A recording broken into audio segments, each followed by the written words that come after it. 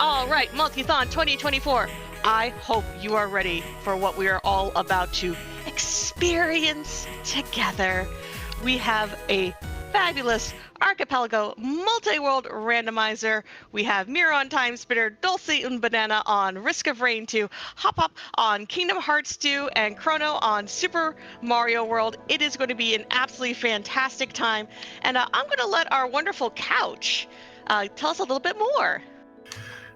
Good morning, good afternoon, good evening, everybody. And Multithon, Far, scooch on over. We don't have a lot of room on this couch. I am Eudaimonistic, joined today by Far, two of us here in the Archipelago community who are happy to have an opportunity to talk about this Multiworld Randomizer today. Good morning, Far.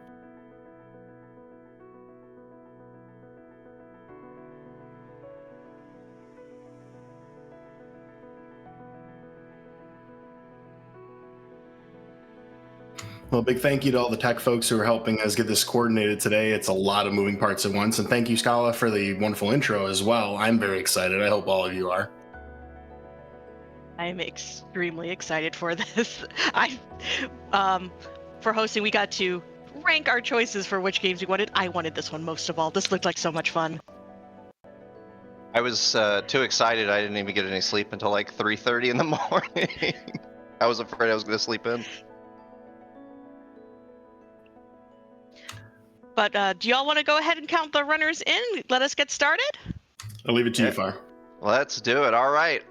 3, 2, 1, go!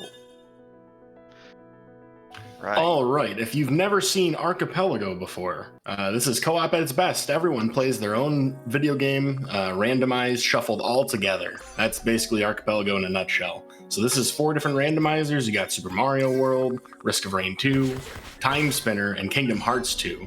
If you had to pick a favorite, Far, between those 4. I've probably played Time Spinner a lot more, probably just because it's been in the Archipelago supported games list for quite a bit, but I'd probably have to say Super Mario World is my favorite of these 4. I still have to play Kingdom Hearts 2 and Archipelago. It's still on my list to do because it looks really nutty. It is genuinely difficult to try to play everything.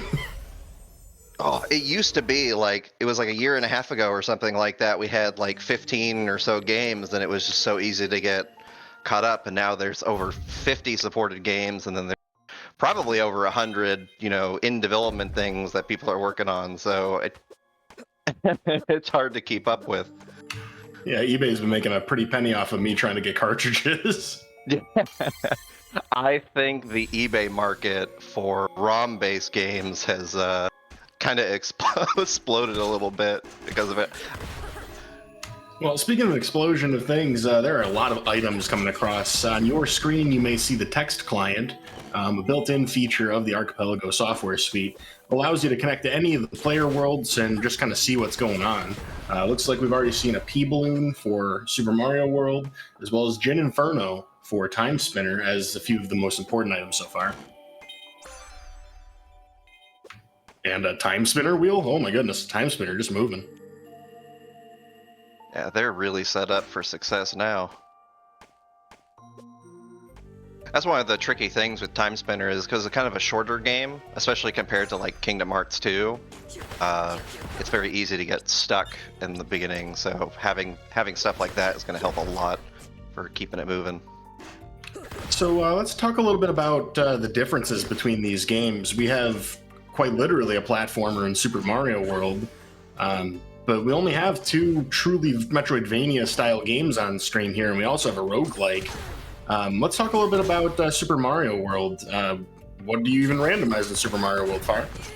Yeah, so the Super Mario World randomizer kind of mixes the power-ups. So if you were to grow to Big Mario or to become Fire Mario, you can't do that right at the beginning. You have to find progressive power-ups in the pool to even get any big.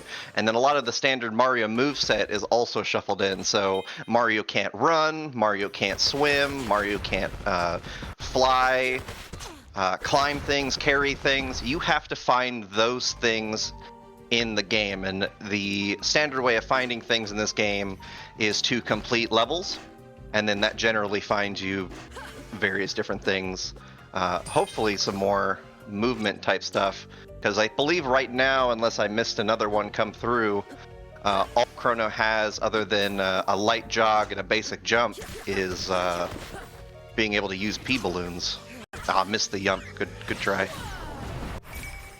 Well, it's certainly not a lot of options to work with. Super Mario World absolutely can achieve the dreaded BK state pretty quickly. For those of you not aware, BK is a legendary term in the multi-world community, where I believe Raikaru once at a GDQ was doing an Ocarina of Time multi-world and had nothing to do, so he went to Burger King, got food, came back, and still had nothing left. So we've memorialized it forever.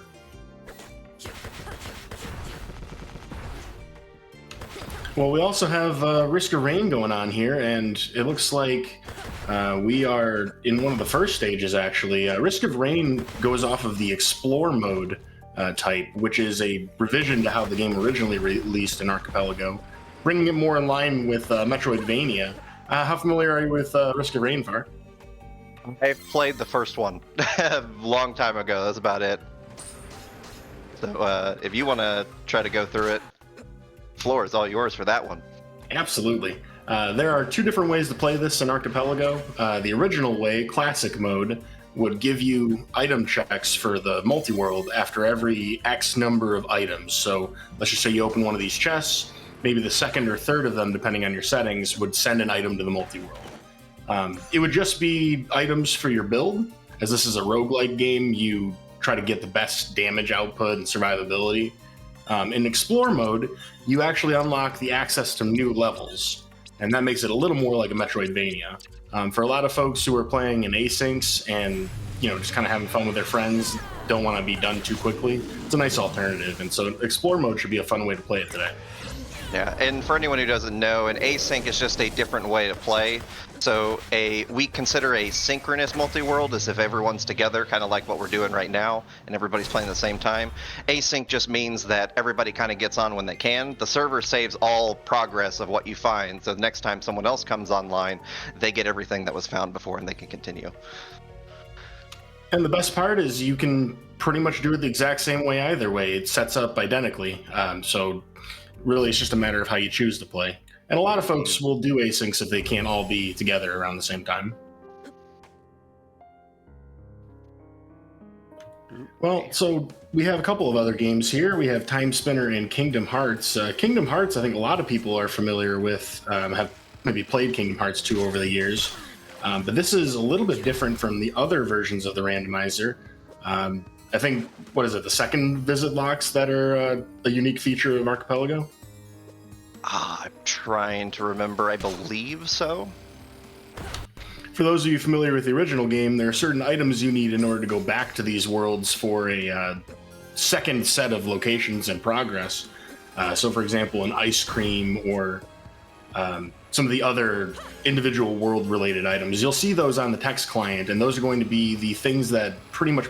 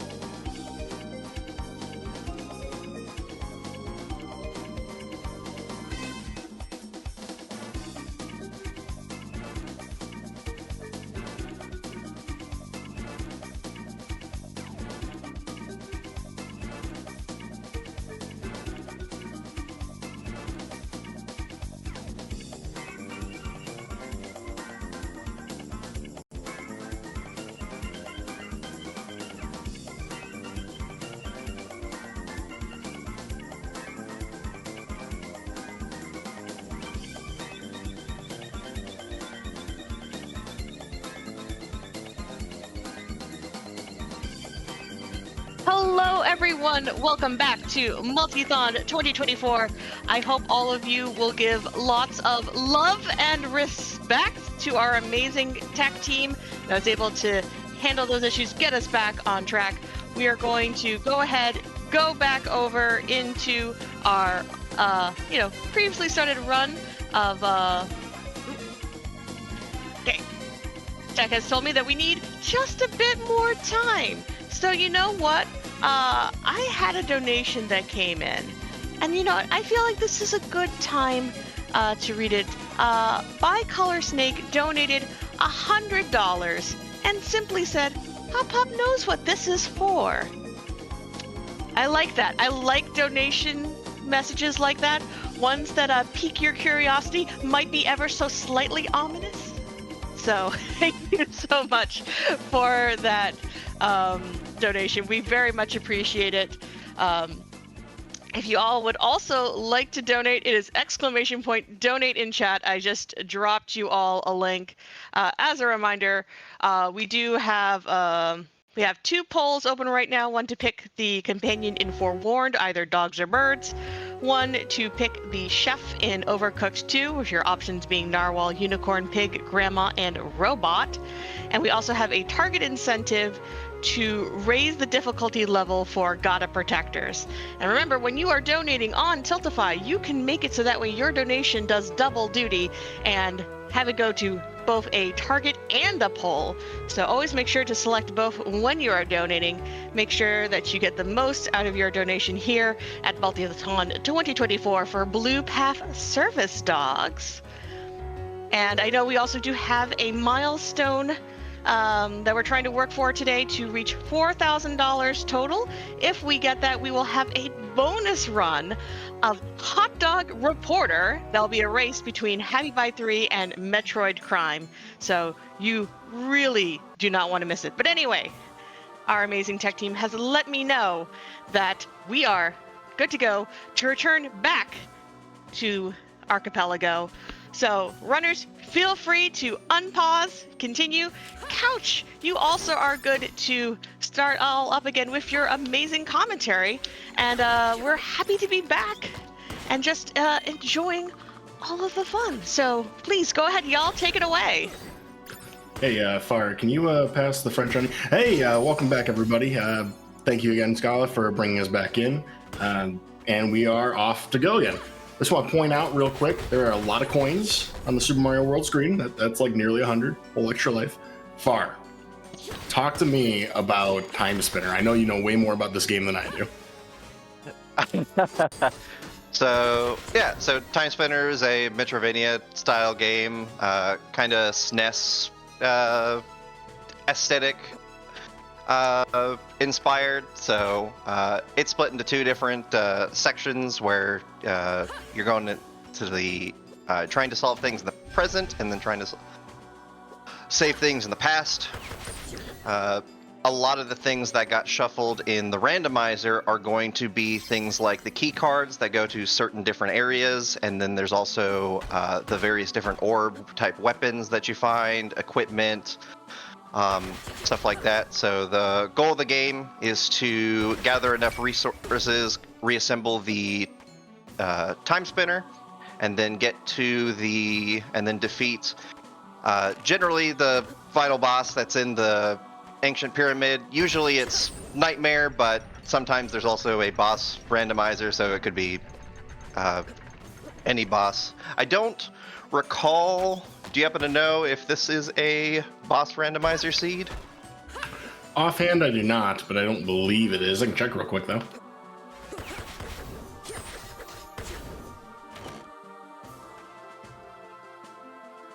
Well, I suppose we're going to find out anyway, really. Yeah, we'll leave it as a surprise. But, yeah, we want to get to that Ancient Pyramids. That way we can defeat the final boss. Save the past, save the present, save the future. Yeah, one big old revolution. Exactly. I figured I'd give at least 1 or 2 puns a spin, but there are 4 games here, so we gotta divide our attention equally. There's quite a lot going on here. It's very difficult to keep up with if you're not familiar with the games, so figured we'd take a moment to talk about them. Between the platformers and the Metroidvanias, We've seen quite a lot of progress already, actually. Some of the most significant of that progress coming in the form of a couple of different world unlocks. I know I've personally seen Pride Lands for Kingdom Hearts 2, but there are quite a few checks that you can get in terms of total item count. Kingdom Hearts 2 tends to have some of the most. I think by scale, it's one of the bigger games compared to the other three, so it's going to have a lot. In other words, no pressure, but definitely pressure. Gotta have a little fun with these folks. We are, just to pull back the curtain a little bit, the folks who are running can hear us, but cannot speak back to us, so we get to have all the fun with them on mic. Yep. Chrono going through the castle here, trying not to burn himself. Skipping that mushroom since we don't have any way to get the power up anyway, so no point going for it. Yeah, the progression's made up and the points don't matter.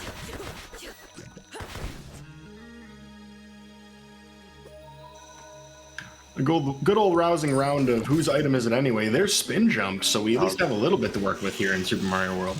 That's going to open up quite a bit of movement tech there. Help around some enemies and whatnot that you can't jump on, but you can spin jump on, like Spinies. Good old Reznor. I was about to say, but I'm glad you confirmed first. It's fine. It's not like his name is on screen or anything like that. You know, we'll never have that problem with Risk of Rain, though. I didn't see the original first level boss, but thankfully you can always tell where the boss is and kind of control when you fight him. For those of you not familiar with Risk of Rain 2, the difficulty scales with time and with how much you do. So inevitably, you'll make the run very difficult to complete. Being a roguelike, you can always start the run over, and it's not a significant time investment to do so. You can generally finish a Risk of Rain 2 run in half an hour to an hour if you have the sufficient items to get there. Half of Explore mode is about getting the world unlocks and the required progress to get to that point. Right. Oh, looks like we found Climb too in the normal exit when we finish Lemmy's Castle there, so that's also going to be really huge for Chrono there. I think there's a few stages that hard require climb, so that's going to make it open everything up a little bit once we get to those.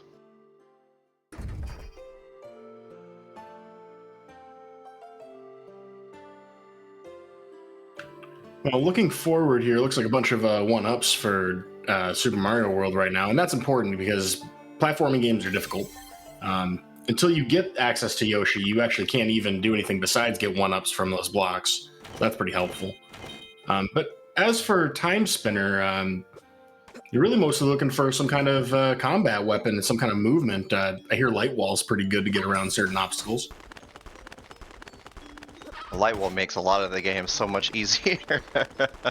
That or trying to remember the name of it. Succubus Hairpin.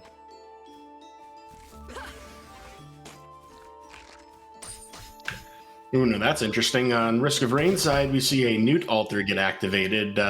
Once we activate the teleporter for the end of the stage, we'll have an option to, well, at least, Dolce will be able to go through the portal and go to the special shopkeeper, which uses lunar coins. I see Dolce has over 3 million of them, so probably not going to have any issues buying any lunar items if desired, although they are frequently chaotic and volatile to the run. I think a lot of the community kind of considers them what we affectionately like to call trap items, so just because of how volatile they can be. You know, there are quite a few options that make the item pool selection available for, modifying within the game. Risk of Rain 2's options in the YAML allow you to pick what the balance is for each type of item, whether you want a lot of red, green, common, yellow items for boss items. And so one of them that a lot of people turn off are lunar items themselves. They want to control them through going to the shop. But you could go through the lunatic setting if you really don't mind how crazy the lunar items get. I don't advise it for a first playthrough, though. Maximum chaos type run. So we're seeing a lot of trap type items get sent out here now. You may have noticed, I think we were talking about the different types of items that can pop up in the text client. A lot of these items that are getting sent out that are in, I guess it's like a reddish orange, are items that you could also find in a lot of these games. A lot of them you can adjust it so that way they don't actually get sent. But for these runners, unfortunately, they have some things in there that could get accidentally sent to them or purposely sent to them, I guess. Ooh, carry, that's a really good one. That will make their treks a little more treacherous, so to speak. I think I saw quite a bit of teleport traps get sent over to risk a rain there. Yeah, that one can be really funny because you can be in the middle of fighting a bunch of enemies and then all of a sudden, oh, here's a random horde that you're in the middle of on top of a combat encounter. Yeah. Speaking of traps there, looks like a literature trap got sent to Chrono there. If you don't mind, let me go ahead and give everybody a little bit of a story time real quick. Let's see here. For instance, on the planet Earth, man had always assumed that he was more intelligent than dolphins because he had achieved so. Much the wheel. New York, wars, and the on whilst all the dolphins had ever done was muck about in the water having a good time. But conversely, the dolphins had always believed that they were far more intelligent than man, for precisely the same reasons. Atoms. There's some very funny traps in Super Mario World there. That is one of them. We might be getting some more story time as the run progresses, so let's look forward to that. May I please ask to read the next story time? Oh, absolutely. Next time it comes up.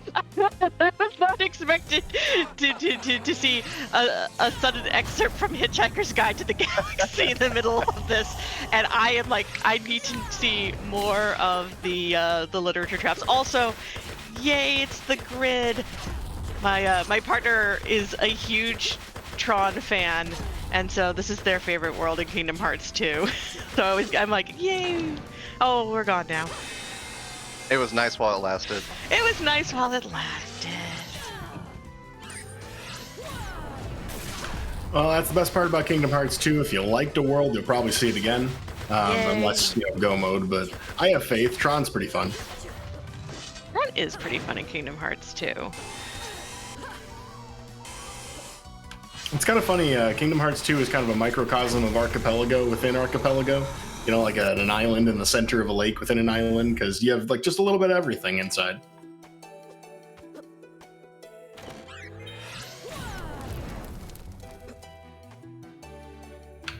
Well, that's another one of the torn page locations. You'll see a lot of the torn pages unlocking parts of the 100-acre woods, a frequent revisit point in Kingdom Hearts within a game with a lot of revisits. So as you see those items streaming through for Kingdom Hearts, we'll come back here for more and more items. Rabbit's house here, just another chest right down there in the front. A Yoshi egg, we need those. Yep. Looks like we got another literature chap if you want to read that out, Scala. Because I could not stop for death, he kindly stopped for me, and the carriage held but just ourselves and immortality. Emily Dickinson. All right. Excellent, excellent read. I like where this is going, but I think I prefer the the Douglas Adams lines. Porygon, who's the developer of the randomizer, added so many different excerpts in here. Like, I just want to remind people how important towels are, All right. You gotta be a hoopy fruit who knows where their towel is. And thank people for the fish. Yeah. I'm seeing a lot of traps sent to Chrono. Someone's bullying him. I mean, but look at his build. It's busted. He's got carry, he's got climb, he's got spin jump. Basically completely set up. Yeah, I'll say, given the difficulty of doing any kind of platformer, let alone on a marathon stage, pretty impressed by this gameplay so far. Certainly better than me. Even though I love this game, I suck at it. I think I've died last time I played a Super Mario World 8P session. I think I started with 99 lives, and even with getting 1-ups periodically, I think I ended that run with like 20 lives or something like that. I died constantly. So I probably died way over 100 times in it, so very, very good gameplay. Yeah, it's not even the only platformer that's available in the supported games list. Donkey Kong Country 3 is out there. There's a couple other games. Nice little bit of diversity available to you if one particular game is not your cup of tea. And thankfully, everybody just brings their own. Yeah, we've got such a wild combination of genres. We've got platformers, Metroidvanias, roguelikes, roguelites, idle game, I guess you could say, point-and-click adventure, first-person shooter. I think there's some unsupported that adds some like MMOs into that mix. Well, I'm glad you brought up Archipelago because it has one of the best item names in all of Archipelago. I'm sure Scala would appreciate this one. It's the the critically acclaimed Final Fantasy XIV with Heaven's Sword expansion, and so on and so forth. It's like the longest item name that exists. The fun thing is, while my reputation as a Final Fantasy nerd definitely precedes me, I actually don't play FF14, but that is only because I had a problem with MMOs and I just literally cannot touch them. But I enjoy watching it from afar, and have been definitely told by my friends who are the cutest boys in that game. That reminds me, I need to let Ferric know, who's in charge of Archipelago. He's got to update that, because I think a new Final Fantasy XIV expansion came out recent-ish. Dawn Trail's coming out. Yeah. Okay, so that'll have to take the title for the longest item name in Archipelago. It's great, though, because like it actually broke several clients when people started testing with it, because some games can't handle that many characters, or couldn't at the time. And it's just always kind of the meme. Very effective end-to-end testing. It's always amazing what you'll find out breaks various games. More than 16 characters, all kinds of stuff.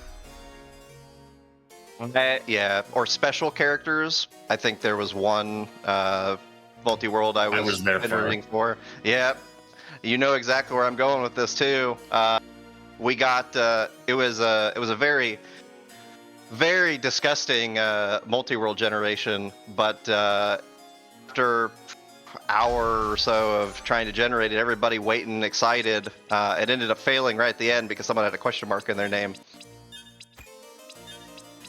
Now, So, I should also mention that this was one of Far's implementations, not his fault for the generation error, but a fun little thing he did called Agony Islands, which was like a board game style meta game that you basically rolled your dice as items. It was fun. It's like it was a rip-off Candyland essentially. So everyone was playing their own games, but added to the item pool was you know, in Candyland you have those little cards that tell you which space to go to, what colored space. Everybody would find those, and then it's like a meta game. So everybody's trying to beat the multi-world, but at the same time they're trying to get to the end of the Candyland board at the same time, and that's just one of the many possibilities that you can do with Archipelago. It's such a big treasure trove of ideas. I love it. I love it so much. It's one of the reasons why I signed up to be one of their core dev team. I love that project so much. It gives so many neat and unique situations to add to just game randomizers in general. Yeah, and Far was alluding to it, just the diversity of options that you have as, either a player or a developer. There are, while there's probably about 50 games right now on the currently supported list, there's realistically like well over 100 in development that have some degree of playability. We hosted like a spreadsheet and a forum in our, Discord server for it. But who knows how much is actually out there? There's even the manual server. It's kind of like a client that lets you click buttons to represent progress. And with that, the sky's even further the limit. I would say space is the limit at that point, because there's no way to really encompass all of it in just one, conversation we're having on microphone here. But there's one person that ended up making a manual type world that was just a bunch of chores. So they ended up doing a bunch of productivity for a sync game. It was kind of funny. So they had to go do the dishes or release someone's moon pearl, for example, for Link to the Past. It was nuts. I kind of love this. When you have eliminated all which is impossible, then whatever remains, however improbable, must be the truth. That's Arthur Conan Doyle. Good old Sherlock Holmes. I really love that required one more text box. It's important to include attribution for when you quote people. Well, yeah, everyone knows Sherlock Holmes. Absolutely fantastic Ace Attorney character. Sherlock Sholmes. But in the Japanese, he was actually allowed to be called Sherlock Holmes. They only had to change it in English, which I thought was hilarious. I like the changed name though for the U.S. It's so funny to me. just the lightest amount of filing off the serial number. Yeah, I actually love. I'm going on a side tangent now, but the Ace Attorney series where everyone's kind of got like normal-ish names in the Japanese version, but you go to the translated version, everyone's got a pun-based name. There's a lot of pun-based names in Japanese too, though. Ms. Oldbag in the original. So funny. You get some pretty nice multilingual puns in the process too. There's a lot of creative writers out there of pretty much every language. I will give actual shouts to the folks who did the fan translation of Ace Attorney Investigations 2, who managed to come up in English with really, really good fan translated names for everyone who didn't have an official English translated name. I still gotta play that one. I played the first Investigations. It was really good. The fan translation is amazing. But that's because we love all this sort of like amazing like fan interaction with games. Like that's why I love randomizers, and Archipelago is just such an amazing like layer on top of all of that. Since this is actually a cooperative event, Multithon, it's probably a good time to mention a feature that is exactly designed for that. Not everybody knows, but cooperative is also a way you can play a single randomizer world with your friend. Let's say we had 4 more friends who wanted to join in on the fun. We didn't have any more worlds to build. We already generated the game. You could actually have more than one person connect to the same randomizer world. The way that functions varies by game. Some games can transfer progress easily. But if you wanted to, you could have a second person going in a different direction in Super Mario World. You could have a second player join the multiplayer lobby of Risk of Rain. You could have Kingdom Hearts players going in different directions. And I believe Time Spinner pretty much works the same way. You'd have to repeat some of the same progress for games that have a local save file. But co-op is a lot of fun, and games that have multiplayer lobbies, for the most part, a lot of them support it. A very divide and conquer kind of approach. It's great. I particularly love it with StarCraft, but the games on display here are all pretty fun to, just tackle with a friend.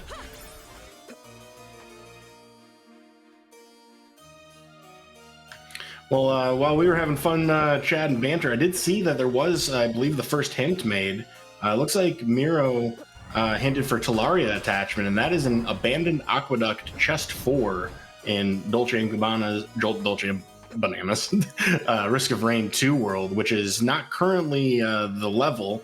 I believe we would have to restart the run to get to that point. Now, generally in Risk of Rain 2, you want to continue your runs. You're at 36 minutes now in this current run, so you'll have to do it on the next attempt, but at least we know what to look for in the next one. Yeah, help prioritize for the next go through. Well, we're just floating around out there. That black hole item.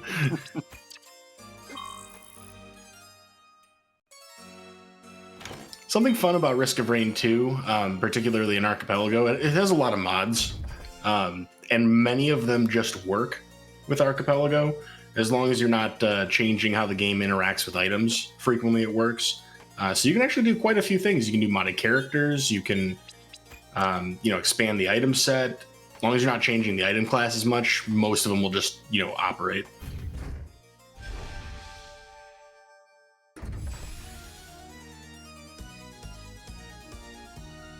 Stage Chrono is in at the moment is probably the stage where I die so many times because of this jumping over saws right above a bottomless pit.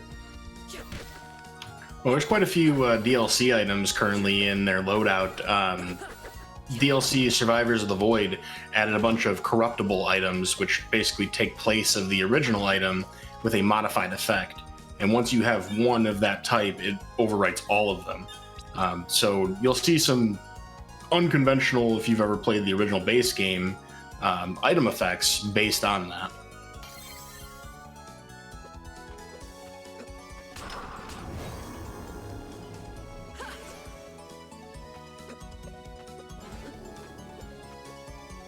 Oh, and so it looks like we got a second hint to find the abandoned aqueduct, which is the level that would be necessary for Dolce and Banana to, I'm going to get that wrong 6 times, I'm sorry. In order to get that required hint, it is at 100 Acre Starry Hill, Orchicalcum? I don't even know how to say that. Orichalcum? Manamana. Da-da-da-da. Manamana. Da-da-da-da. Dolce and Banana. Da-da-da-da-da. Da-da-da-da-dum-bum-ba-da-dum. All right, so we seem to have some kind of path towards the hinted items. That's good to know. Hopop definitely didn't forget them.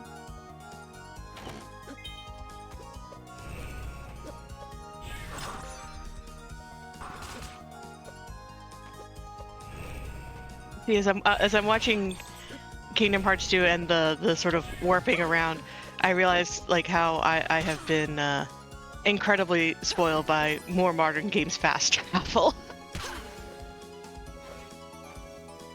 Yeah, that is a pain point for some of the games that are implemented. You can't necessarily rewrite everything, and even with some of the improved features that these randomizers bring, I mean, the game's going to be the game.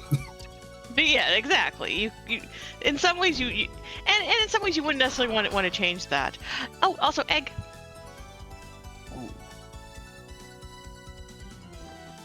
Chat, I hope you have some kind of egg emote that you can share for all 30 of these eggs.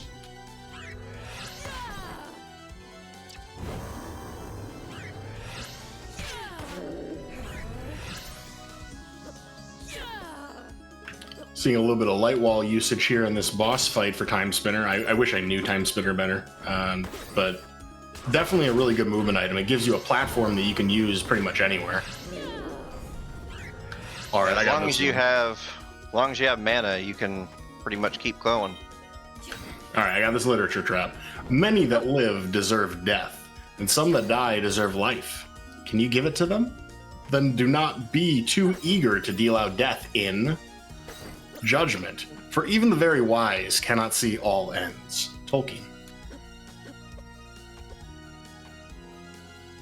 Okay, that is fun. The best part about reading is the abrupt pause in the middle of a paragraph. You know, I mean, like, which way do you want to play it?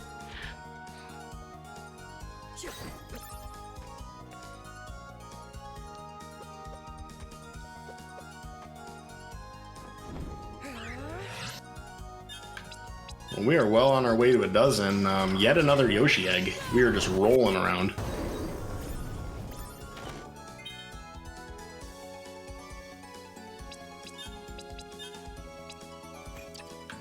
Well, as it is in Risk of Rain, you blink and you miss it. That's another boss down. It looks like they've reached the final difficulty level that they're going to get for Risk of Rain as well.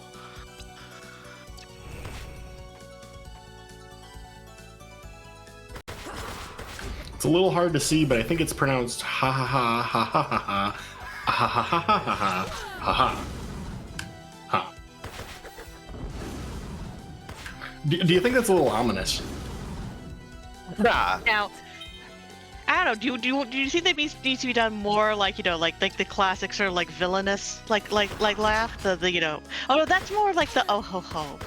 You could do like the more cackly like the like that. I always envisioned it kind of like Mandark's laugh from Dexter's Lab.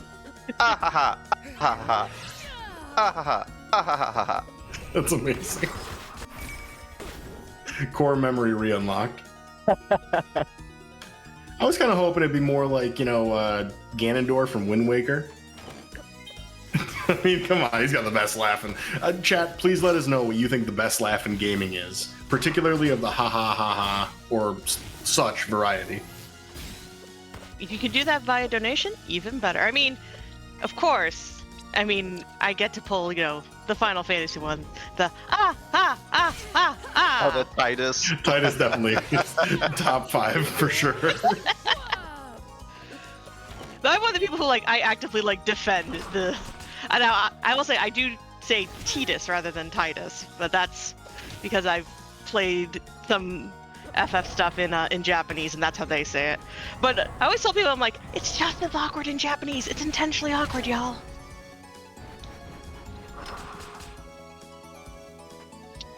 Yeah, it's I think that because a lot of people can't, it's hard to explain, but getting the fact that it feels so awkward is probably a testament to how actually good the acting was for that particular scene.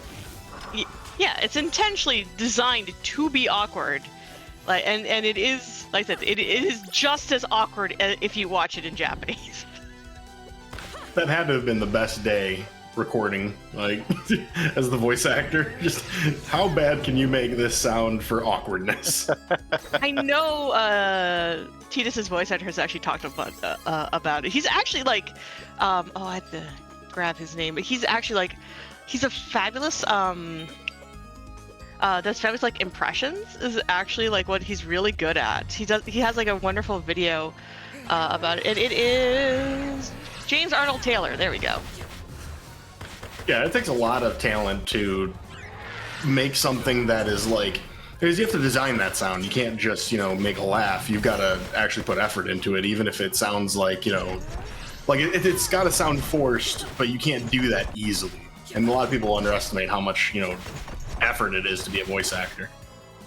Yeah, I have nothing but the utmost respect for both our wonderful English voice actors, our Japanese seiyuu. They are all really, really fantastic, and I wholeheartedly appreciate all that they do and add to games.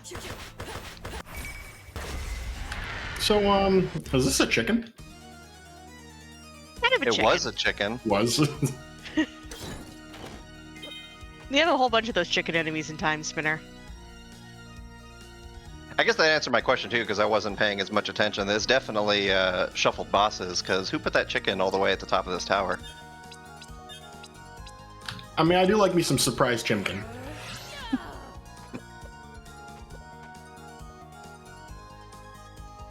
Well, we're seeing a bunch of items flowing across the different games. One item class that we haven't talked about yet is Useful. Useful will show up as kind of a dark bluish color. And not every game uses the item class, but in a nutshell, for those who aren't familiar, treat it as an item you want to have, but doesn't unlock locations. Yeah, so there is a feature that all the Archipelago games support that you can choose to exclude certain locations. So let's say that you love a game like Ocarina of Time, for example, but you can't stand doing horseback archery, and you don't want to have to feel like you might possibly have to do it, because the only thing, it would feel terrible to have to do horseback archery to get someone with Moon Pearl for Link to the Past, and then it's kind of a struggle sometimes in an emulator to do that one check. So what you can do is you can actually exclude a certain location, and it will ensure that there's no important item on that location, so it'll put junk or it'll put a trap. But the useful classification, even though it doesn't unlock anything, those won't get put on those excluded locations, so you can still potentially find them in the item pool if people are trying to skip past certain sections that they don't want to do. It's a really good feature to have. And on the other side of that too, there's a lot of other flexibility options. You can force an item to be important. You can force certain items to be local to your own world. So let's just use Kingdom Hearts for an example. We're going to see a whole bunch of stat boost items showing up in the world. And because there's so many, it's possible for that to kind of drown out other items in the multi-world. You'll see a lot of folks will actually make some of those items local so that they're going to find them in their own chests and potentially make it more likely that other games have important items in them. It's all random at the end of the day, but you can tailor it a bit more to your liking if you wish. Yeah, one of the many strengths. It's great. And there's a confirmation, actually. We do have all of the filler items local in Hopop's Kingdom Hearts 2. So that's going to make things feel a little better for the other players, which is a nice thing if you have a very large item pool in the game you're playing. Consider, enabling local items for some of the junk fill.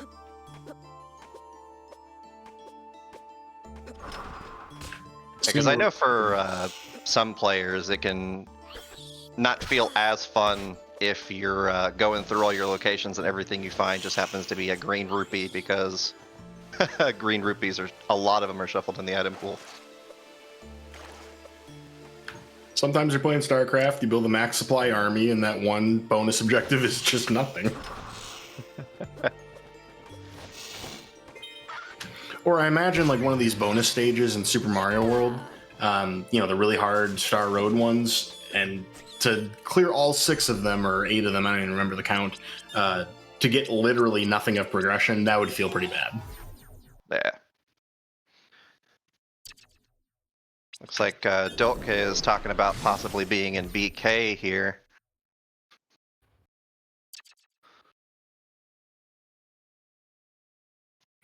Yeah, and judging by the 51-minute run we've got going on here, this is a pretty lengthy run by Risk of Rain standards. That is probably very quickly becoming a limiting factor, not being able to access some of these other stages. Risk of Rain 2 does reach a point where you really can't do much else.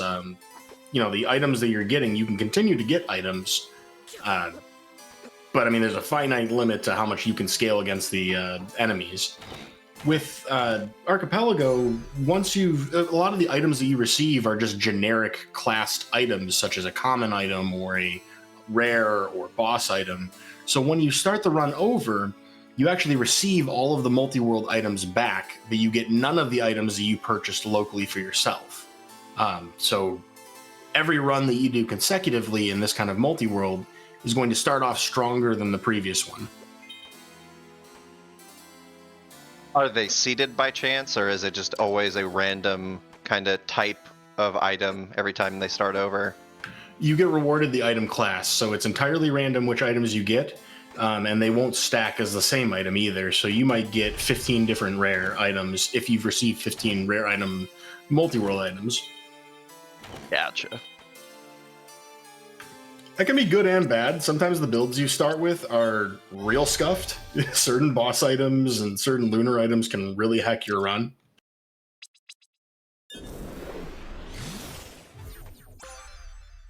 I suppose if you start off and it's just the absolute worst, you can always just start over again and get a slightly better build, hopefully. Yeah, and oftentimes in the interest of helping your friends, that can be the right choice. Yeah. There's another similar roguelike type game, Slay the Spire, where it's also kind of similar, where there's kind of class. So instead of getting a specific relic, you would just get the normal relics or a boss relic. But that one is more seeded. So if you were to start over again, you generally would get the same type of items again. I think if you get the boss relic, you can still choose from one of the 3 each time. So you could change your choice, but I believe it's supposed to be the same set of 3 that you have to choose. So it's a little tricky for some of them, but interesting to see the differences on how some games do things versus others.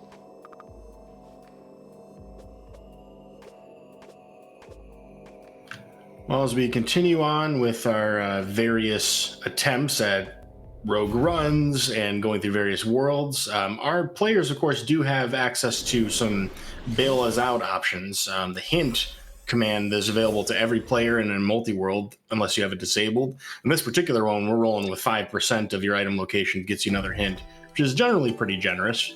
For marathon safety, of course. As we look at some unsafe things going on all around the place, we got a pea balloon floating us up to the top of the screen, and it looks to be another Heartless minigame going on here for Kingdom Hearts 2. Another, combat test. How fast can you kill things? And the better equipped you are, the easier this is to get a high score.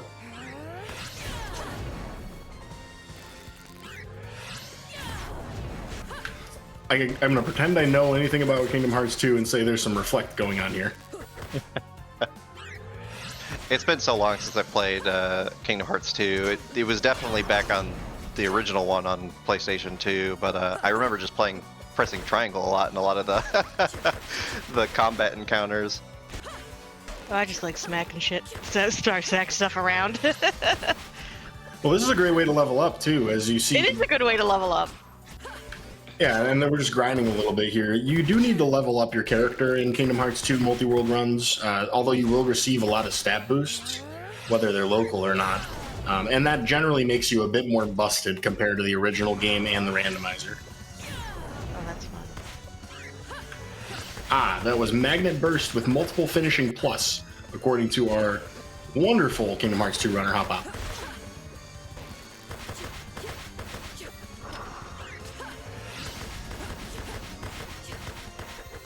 Missed the yump again. You gotta get at least one yump in, Chrono. Let's go. I like how that's the name for like a meme jump in several different games. When people say yump, I immediately think of A Link to the Past or the hammer yump. That's my favorite trick to do. I actually did it. Yeah, I did it in the last run I was doing. Very satisfying to do. Very precise. Double wide pixel perfect. Goodness. Yep. You know what honestly looks more difficult to me though? Swimming with the fishes. Like, this is a confirmed impossible level.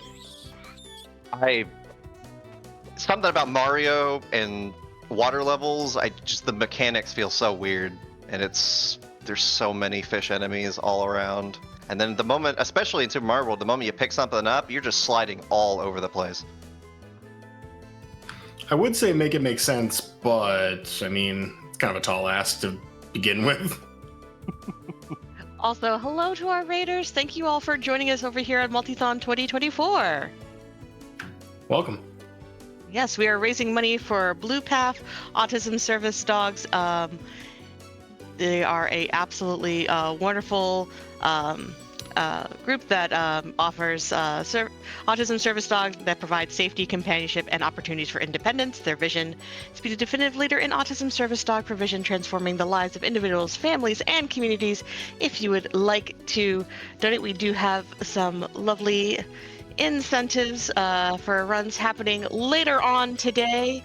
And we're also trying to hit a nice overall total for the day of $4,000, so we can get a nice bonus run.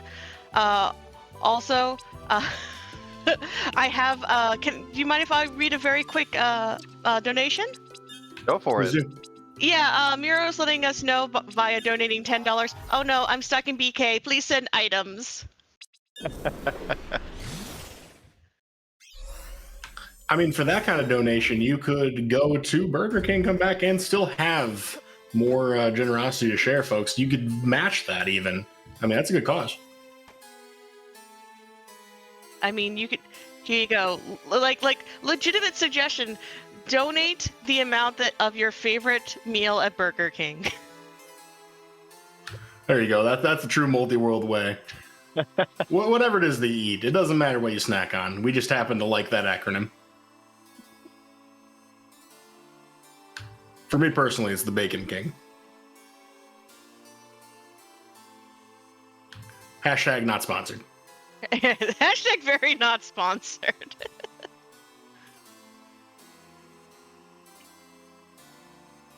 I know we mentioned it at the beginning about origins of BK mode and all that. It still cracks me up whenever folks ask what the BK stands for, and then you tell them it's Burger King, and then a lot of the time they're like, okay, what is it really? Oh, looks like we got another literature trap. I'll go ahead and read this one. You have brains in your head. You have feet in your shoes. You can steer yourself any direction you choose. You're on your own, and you know what you know, and you are the one who will decide where to go. Dr. Seuss. Yeah, all the places you'll go. I don't know about y'all, but I just got real sentimental thinking about that one. Dr. Seuss is good for sentimentality. Something about rhymes and alliteration for me. For me, it's because I've done some Dr. Seuss art for my nieces. Oh, sorry, a teacher correct me. It is the places you'll go. Ah, yep, you're right.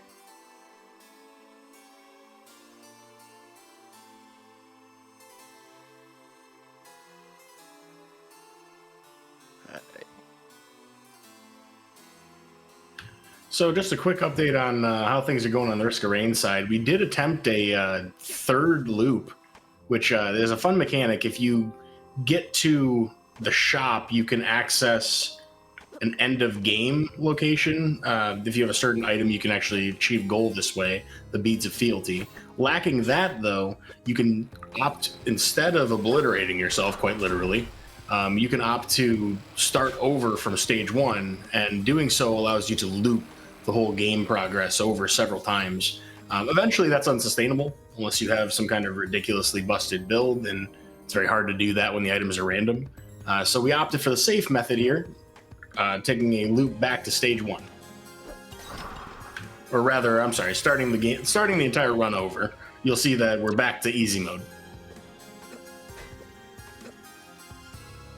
Yeah, and I think we mentioned earlier that there was a hinted item early on, too, that we can go for, supposedly.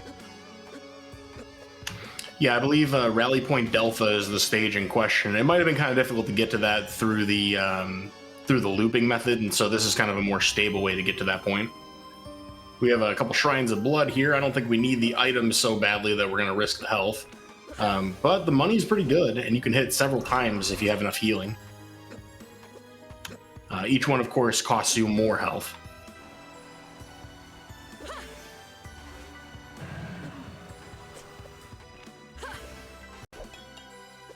If we have a moment, we did get a very particular donation, if y'all don't mind. Of course. Go for it. We received $5 from Simply Burger King with the message, "The door is always open." Again, great. I love it. Vague, just a little ominous. Perfect. You know what's funny is a lot of those. Thank you so much for the donation. A lot of those locations have crowns that you can ask for, like a paper crown, and Oh yes. we did that for a couple of multi-worlds at like various GDQ events, and other like live events that people are at, and it's a lot of fun. Just there's not a lot of opportunities you get to do multi-world in person, and when you do, you gotta go the whole way, right? Oh, you have to fully commit to the bit. Absolutely. In this context, we just make sure there are copious literature traps. Honestly, a very hectic sequence of stages in general for Super Mario World. I could not do that myself. Oh, we got one. Go for it. I cannot express it, but surely you and everyone have a notion that there is or should be an existence of yours beyond you. What were the use of my creation if it were entirely contained here? My great ministries in this world have been Heathcliff's ministries, and I watched and felt. Eat from the beginning. My great thought in living is himself. If all else perished and he remained, I should still continue to be as if all else remained, and if he were annihilated, the universe would turn into a mighty stranger. I should not seem a part of it. That's Emily Bronte, Wuthering Heights. My That was favorite part rock about the a lot. whole thing is that I just spoke it into existence and it was an actual item. That's a pretty decently long one, too.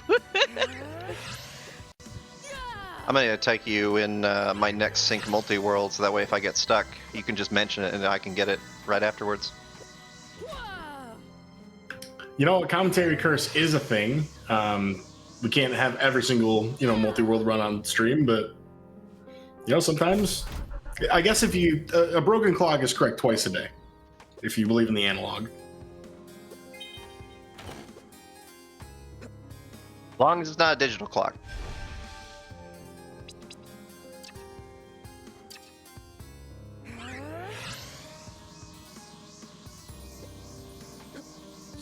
All right, looks like we have a Hades interaction going on here in Kingdom Hearts 2. Fun boss fight. There are quite a lot of bosses in Kingdom Hearts 2. And there's actually a pretty big content update coming to the next version of Archipelago, if I recall correctly. I believe version 2.0 of the Archipelago Kingdom Hearts 2 randomizer. So I want to say, and correct me if I'm wrong, there's a boss shuffle option coming, isn't there? I thought the Kingdom Hearts version 2 update came out in the last version, if I recall correctly, because that was a few months ago, if I recall. Perhaps. I think you might be right about that. But yeah, it has seen quite a lot of development in the interim recently. A lot of these games that have been around for, say, half a year or a year longer have recently received pretty significant updates. I'm very excited for the upcoming version. We currently have a release candidate going, which is basically the beta version before we release, and a lot of big content updates coming for that. Yeah, Super Mario World, I know, has a bunch of new content. Let me see, what else was... Well, there's a bunch of new games that are coming up. Tunic is a very big one that a lot of people are excited for. Trying to think. There was... I should know, because I merged some of these into it. So you would think I would remember, but I can't remember half of what I review. There are a lot of contributions to the project. We're actually creeping up on our 3,000th pull request, which is pretty big of a milestone considering we've been around for about 3 years now. It's absolutely crazy the amount of growth Archipelago's had, especially in the last year. Because I think I joined the Archipelago community back at the end of 2021, and at that time there was about, I think, 10 games. I think Final Fantasy was got support for Archipelago at the time, the original one. It was like 10 games at that time, and then from when I started to like 2022, I think there was an additional 10 or so games that got added in that year, and then from like, by contrast, from like 2023 to 2024, it grew like 3 times as fast. And then there's also tons of unsupported games that people have been developing. It's crazy. I think our Discord has like... You're one of the moderators. You probably have a better idea of how many people are in there now. It's a lot of people. Well, the actual server, probably, we're well over like 15,000 people on the server. But there's plenty of people who play outside of a server. I don't know if that's the best metric. I will say, though, that I am personally following over 70 in-progress implementations. Wait, hold up. We have more literature.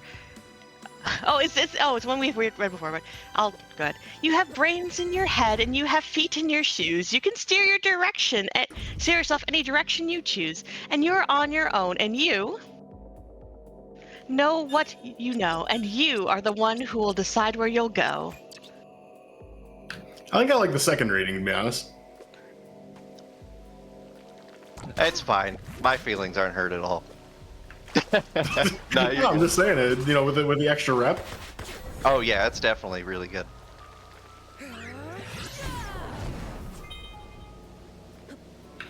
Yeah, it's exciting to see just so many contributions. The thing about it is that it's really hard to even count how many people have done something in one way or another. last I looked, we're well over 150 contributors to the code base, and growing every day, let alone all of the things that don't even happen directly in the Archipelago's GitHub repository. Everybody's got their own, projects kind of running separately as well for their mods, their clients, and it's overwhelming to try to keep up with it, to be honest. It's humbling to see how much people do literally for free.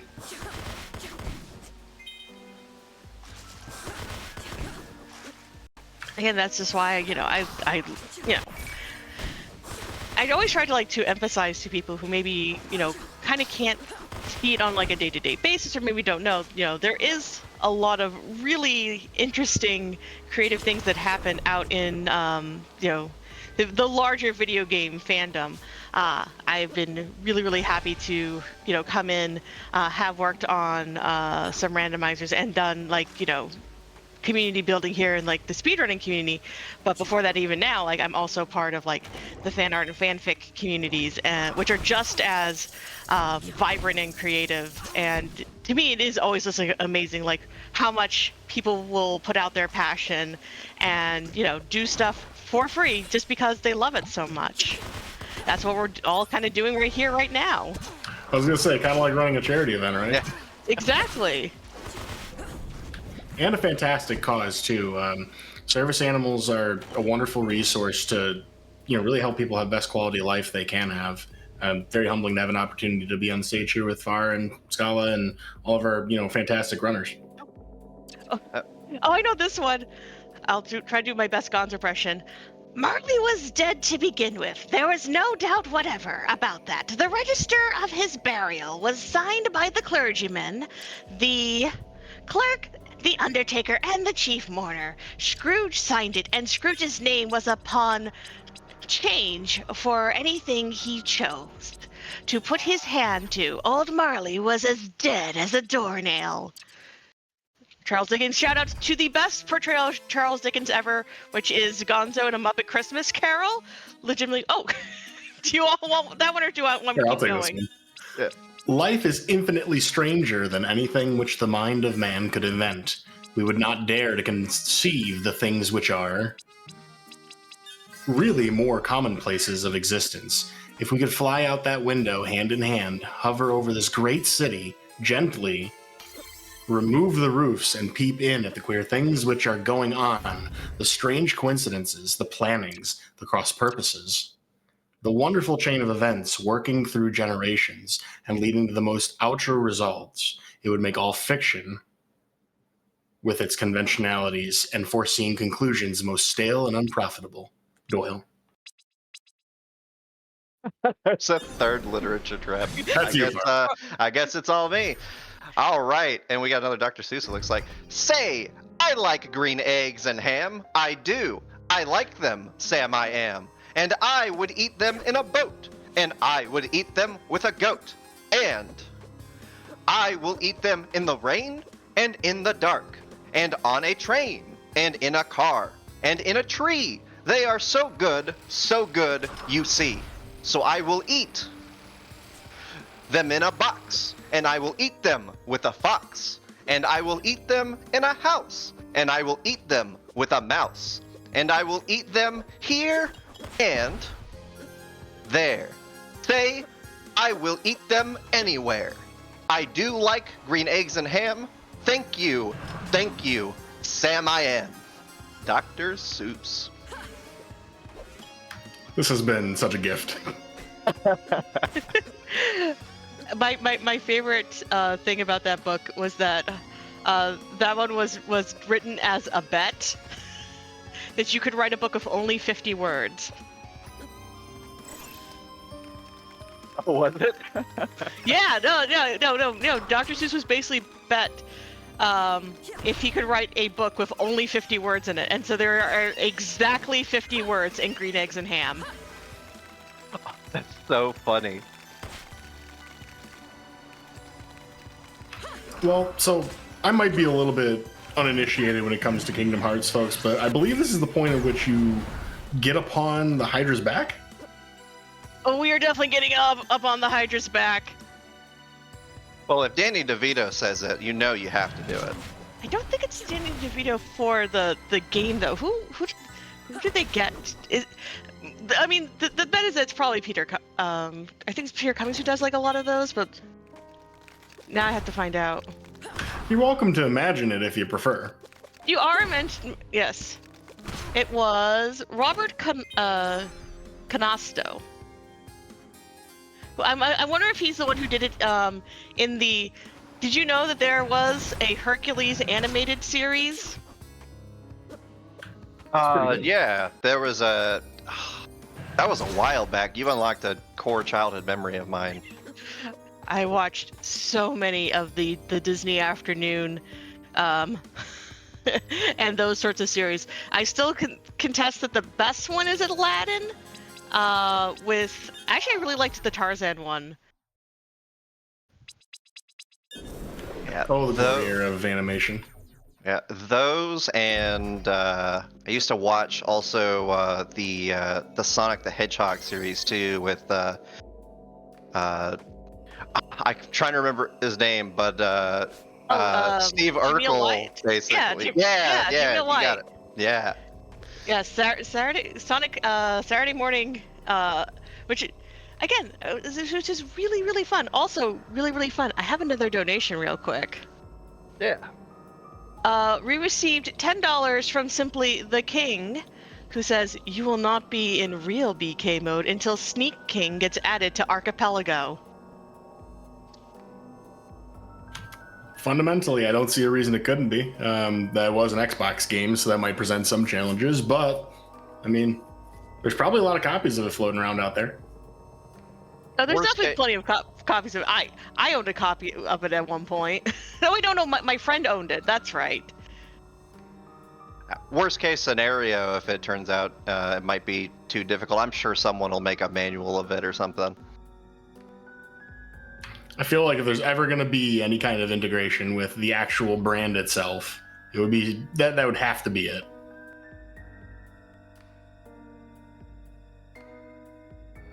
Well, caught in between a log and a hard place, had to wait out that P block. We got a secret exit here for Super Mario World. Of course, going to access another level with it. We did receive another hint in the process of all of the recent item sends and kind of progression blocks. It looks like Dolce and Banana hinted for Scorched Acres, the level, which we found is actually on final level 2 in Hopop's world. Final level, if I recall correctly, requires you to get a bunch of different forms and unlock it. So there's a bit of grinding involved, as well as requiring some items. We also just got a hint from Hopop for Wisdom form, probably required for that item, which is found in the Abyssal Depths, Chest 4, which I don't know is accessible or not in Risk of Rain 2 yet. Or is that Time Spinner? Am I getting that wrong? No, that's Risk of Rain. Yeah, that's Risk Rain. I don't think I've ever seen a stun trap happen in that particular section. It clipped him out of the bounds a little bit.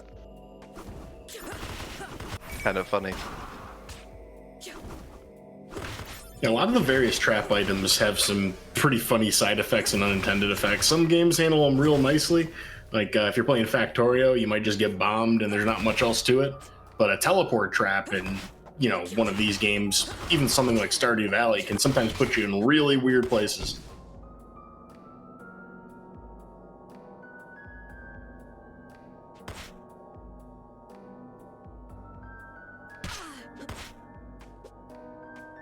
There was something that was really mean, like a trap for Factorio, if I recall correctly. I don't know if it's been adjusted since then, but it used to be that you could send what are they called in Factorio? I don't play it. People keep telling me I should, but the like biters, I guess is what they're called. Yep. Yeah, you can send a bunch of those, and then if you happen to send it at the very beginning at your spawn point, you get stuck constantly dying to all the biters that got sent over. Yeah, at that point, you make a sprint for the lake, grab some fish, and start slapping people. Ooh, we got a potential go mode item for Risk of Rain, the Beads of Fealty. We saw before that we went to that one shrine to do a loop. You can instead, with the Beads of Fealty, teleport to a final stage. I believe it's a final boss fight instead of obliterating, and that can get you to a win condition. So Risk of Rain might have a way through at this point, I believe. Funny enough, actually, Dolce and Banana did get the Scorched Acres item as well. So a couple of things opening up here. It looks like we might have some progress happening soon. Yeah, it looks like we still also have Miro and BK just waiting. So I see. I was immediately proven wrong with the hint. We need the level Hidden Realm, a moment whole. Close though. Close then.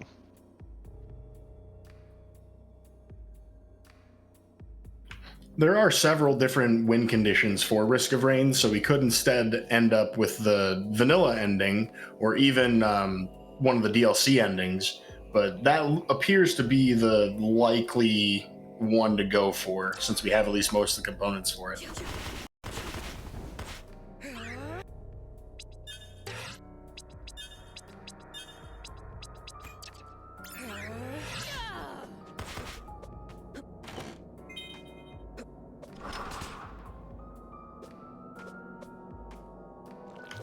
Uh-oh, timer trap sent to Chrono, so we have a little bit of a hurry going on here, Super Mario World. I don't know if that's enough time to finish the level. It's really not a good place to get it here in an auto-scroller level, essentially. This stage is basically all auto-scroller.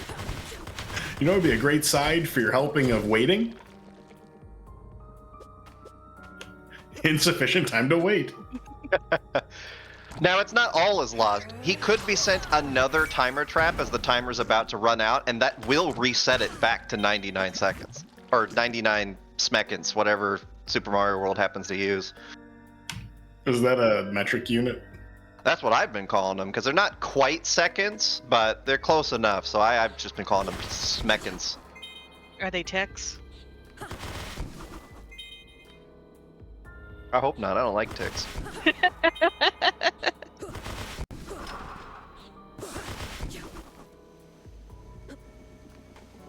Oh no, running out of time.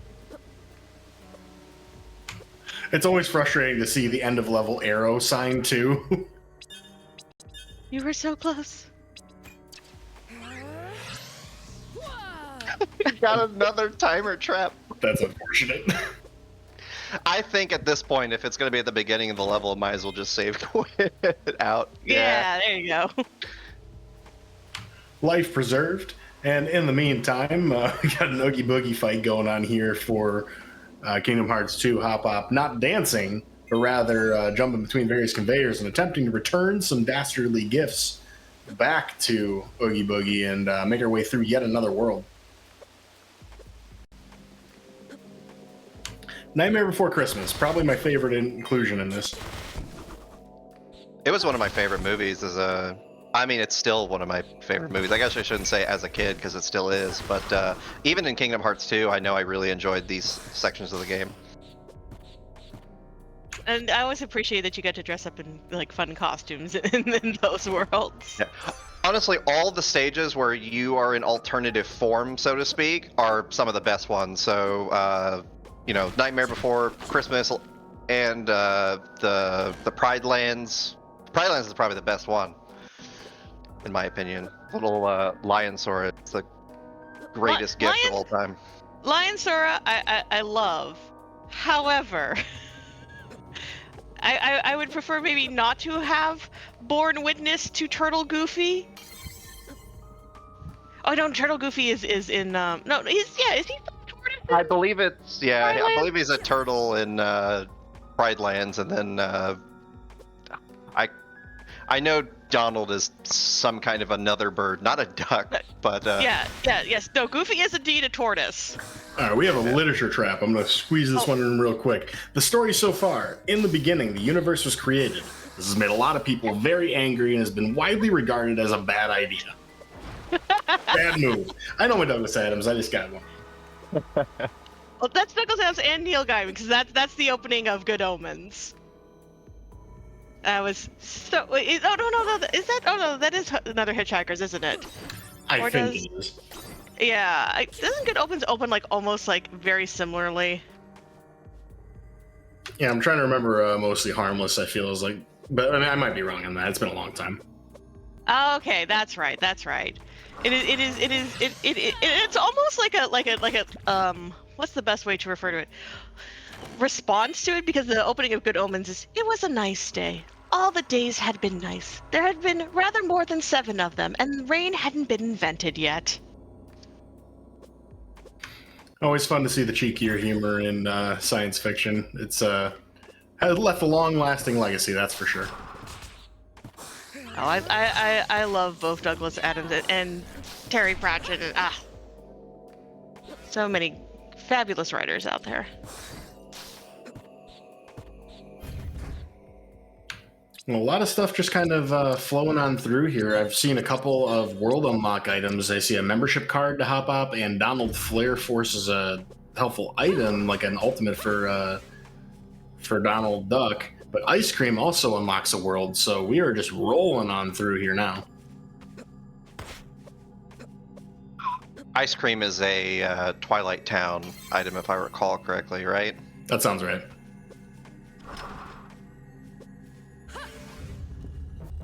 Flare Force, not to be confused with Deer Force. There is Super Metroid in this in the archipelago, but not in this multi-world.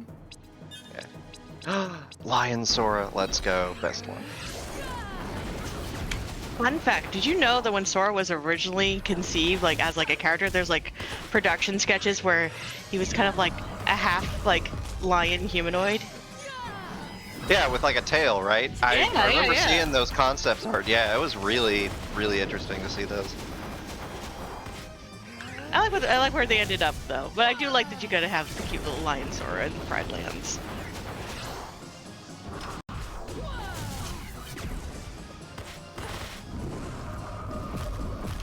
I don't know about you, but I get real busy trying to do all that.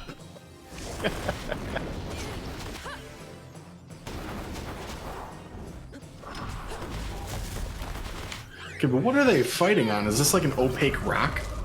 Yeah, well, because it's supposed to be like you see like inside the underneath where like all like the elephant bones are. I don't think I've ever noticed that. Oh my goodness. Yeah, there's like mammoth bones almost under there. Thank you for the in-depth look at all the bones. We appreciate the assist. Well, see, now you'll never unsee them. Like when you play on an old CRT, you can't see some of the details very well, and that's my excuse for why I didn't notice them before. It was also like probably 20 years ago or something like that. Don't make me think about how old Kingdom Hearts 2 is. Don't put that on me. I'm just saying, Wind Waker was like 20-something years ago now. In case you're curious, it's only 19 years ago. It came out in 2005. Okay. Still can hold on to my child like wonder for at least another year. I can feel my knees creaking. Well, we do have more things to distract us from our mortal coil. The Planetarium unlock. That is a DLC feature in Risk of Rain 2 and another path towards goal. So we might just have another way to get there. Oh, died right before the goal tape. Yeah, these are notoriously difficult levels. Yeah, these are the is this one the Star Road or Yes. Star World one? Yeah. Yeah, Star World, but not like the bonus levels. No, yeah, the special zone or whatever they call it. I just know Thank it you has for the saying word. their actual name. I couldn't remember it. I knew it just had the big text that said special, so and had the funny names like awesome and tubular and whatnot. Although they could be anything because the levels are randomized here, but yeah. All I want to know is who is putting all these Goombas into bubbles?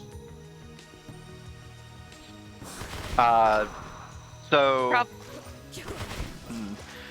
Well, you know, Wonder has that bubble power up, right? It was just hinted. It was hinted about in this game. Makes sense. I mean, when in doubt, when it comes to, weird magical stuff in Mario, I just go straight to blaming Kamek.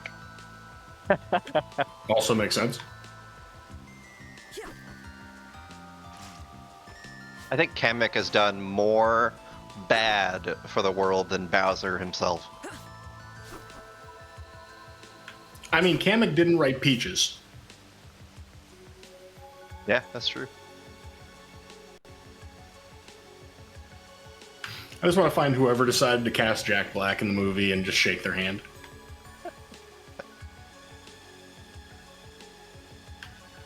In response to Hopop in the text client, no, I'm saying Peaches is a gift to mankind.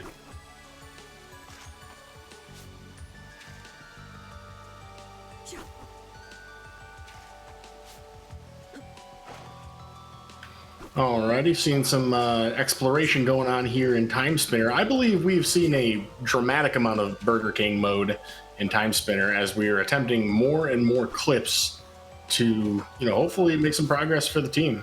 One nice thing about some games is that, you can kind of abuse some game engine quirks. Looks like we're attempting to clip through the underwater ceiling there to try and get to the next area. I'm not super familiar with Time Spinner clips specifically, but I am aware that a lot of the movement options give you a bunch of, access that you're not supposed to have if you know how to abuse it. Yeah, I don't want to say it's easy, but there's definitely quite a few jank parts of the collision that allow you to get out pretty easily. Well, not easily, but I don't know. There's definitely some sections for sure.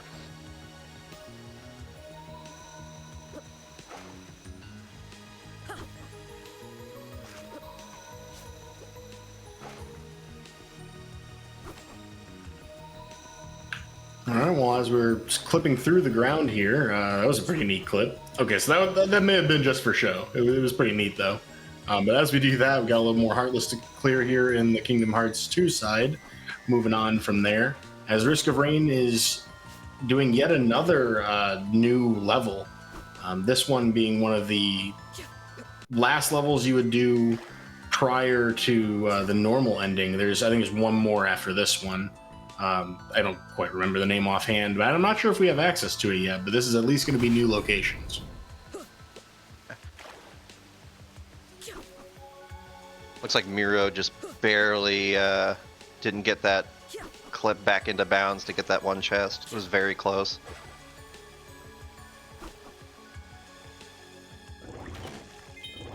Oh. There we go. Let's go.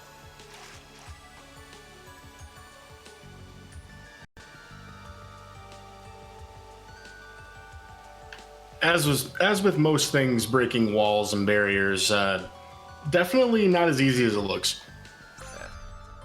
I feel bad that all that effort trying to get that clip, though, was just for a one-up mushroom. Oh, security keycard B. That might help out a little bit. Yeah, the security keycards A through D are pretty much, they're not equally important as each other, but they're all necessary to unlock locations. So with not a whole lot else to do, it does help to get them, even if it's just, one at a time, and even if they haven't unlocked new items yet, you're still going to need them. Yeah. Now it looks like Miro already clipped through the door, so it looks like B is actually not going to help out at all. Very immediately corrected. Traditionally, though, if you're not glitching, would be important.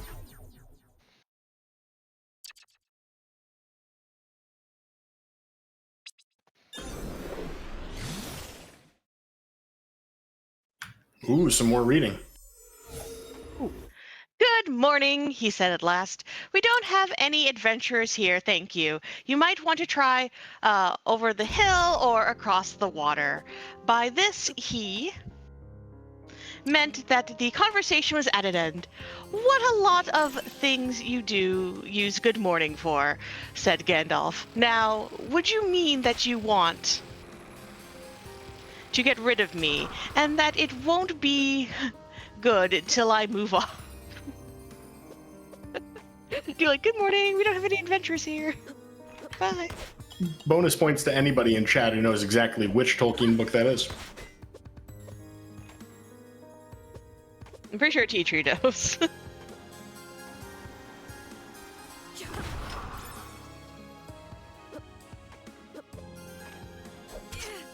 I keep meaning to read a lot of his books. They're just so chunky. It's hard to find the time to like sit down and do it.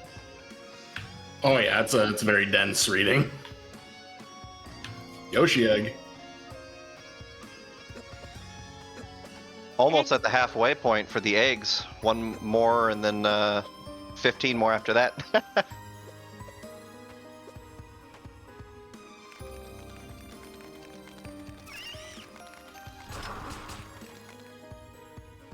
The egg got Hopop killed. It was a noble sacrifice.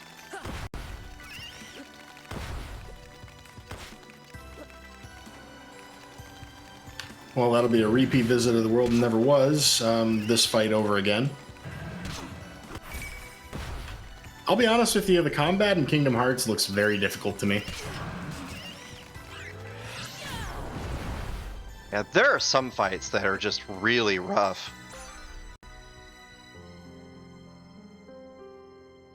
I don't think I've still ever beaten Sephiroth, for example. I think I might have managed it. I'm trying to remember. I know in KH3 I never got past Lingering Will, but I'm pretty sure I managed like to get Sephiroth in Kingdom Hearts 2, but I think I had like way over leveled to be able to do it. It's going to be really rough, this fight for Hopop, because he basically does one hit, kills him.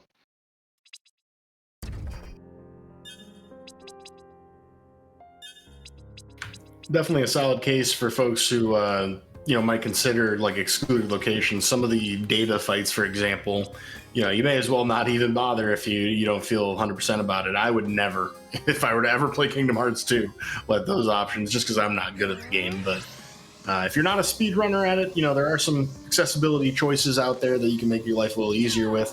Definitely recommend them. As you mentioned before, like some of the mini games that are hard to do on emulator for Ocarina of Time. Heavily encourage everybody to consider that when they're playing. You don't have to do everything a speedrunner does.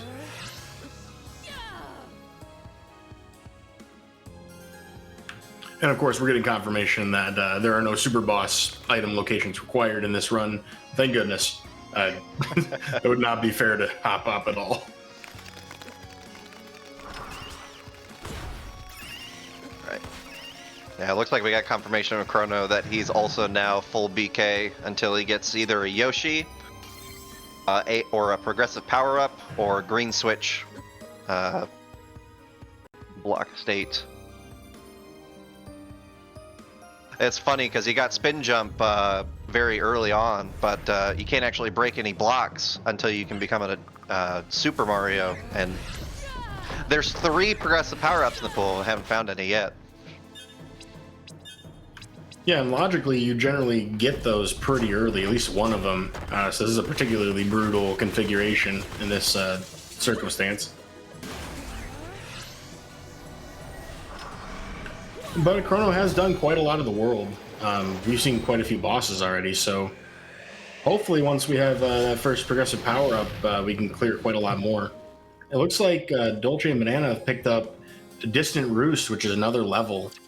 So we're getting a little more access here on a piecemeal basis as we have done another loop to start back over at the first level.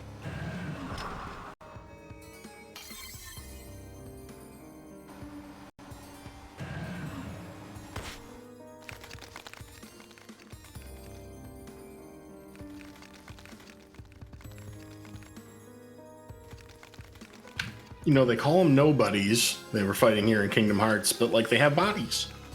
Yes, and the Heartless are the ones who have they're just the hearts and they lack the bodies. Something is awry here. And then you can get into other things like the Dream Eaters and the Unversed and all this other stuff. Square's made a lot of questionable naming There's a lot. decisions for for a lot of the Kingdom Hearts stuff.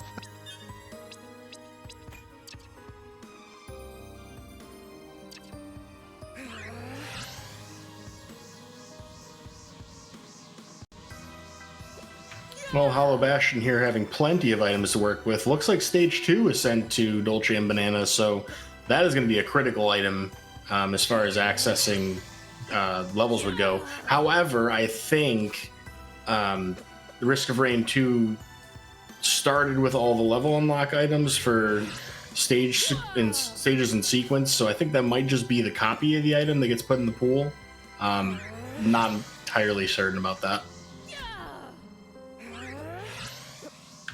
Okay, so that was where it would have been placed logically if we didn't start with it.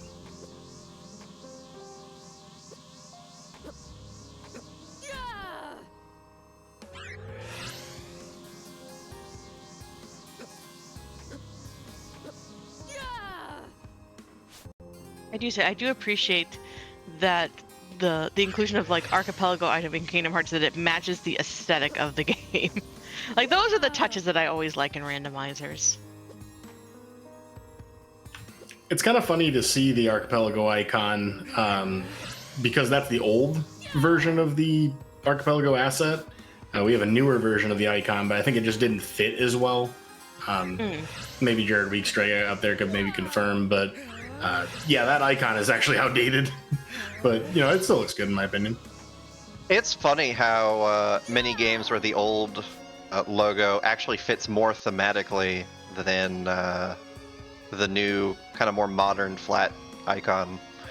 I actually just to chill out something that I've been working on. I've been working on a client that kind of mimics a Windows XP type of environment, kind of like a metagame for Archipelago that takes a bunch of progression items and holds them ransom, so to speak. But it's inside a Windows XP type of style desktop.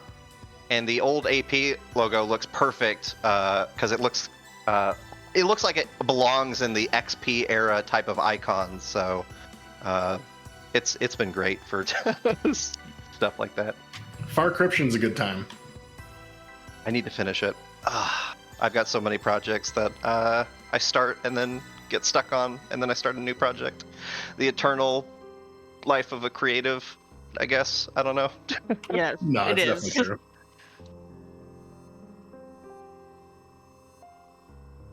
That's half the fun, though, with this project is that, you know, regardless of where you're at personally on what you can create or what you do know how to do, there's either going to be somebody who's also interested in helping or knows a few things, or even just making the recommendation in the future game design forum. You know, people have taken some of those ideas and run with them. Being in an open source community, it's a lot of collaboration. It's really fun to watch.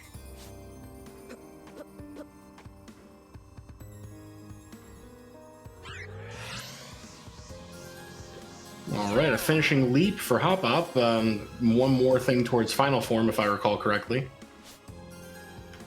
Or it could be entirely wrong, but it does unlock a location.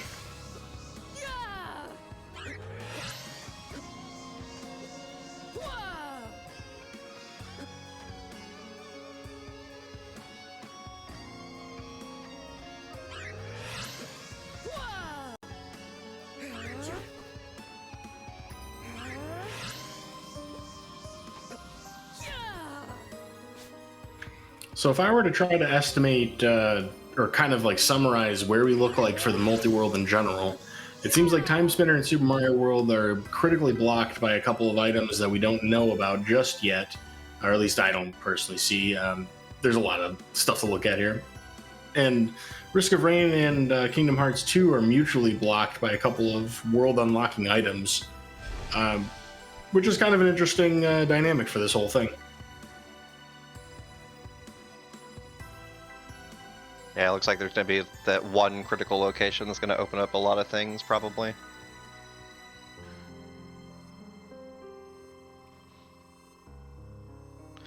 Just a matter of finding it.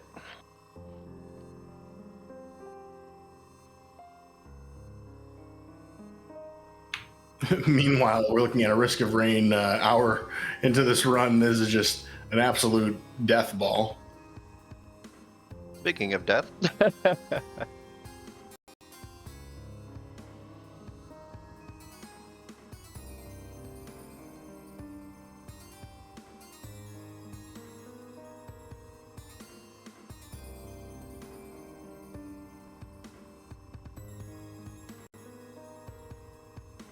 All right, so this is where the beads of fealty would come in.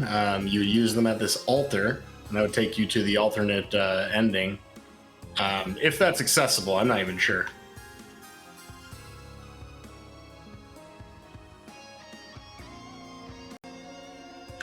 Okay, it would appear not to be. yeah. But at that point, it's almost better to just kind of start with a fresh run. Okay, that's funny. So there was a time warp trap, and that caused the run to start at 6 minutes, but the boss already spawned. It's funny.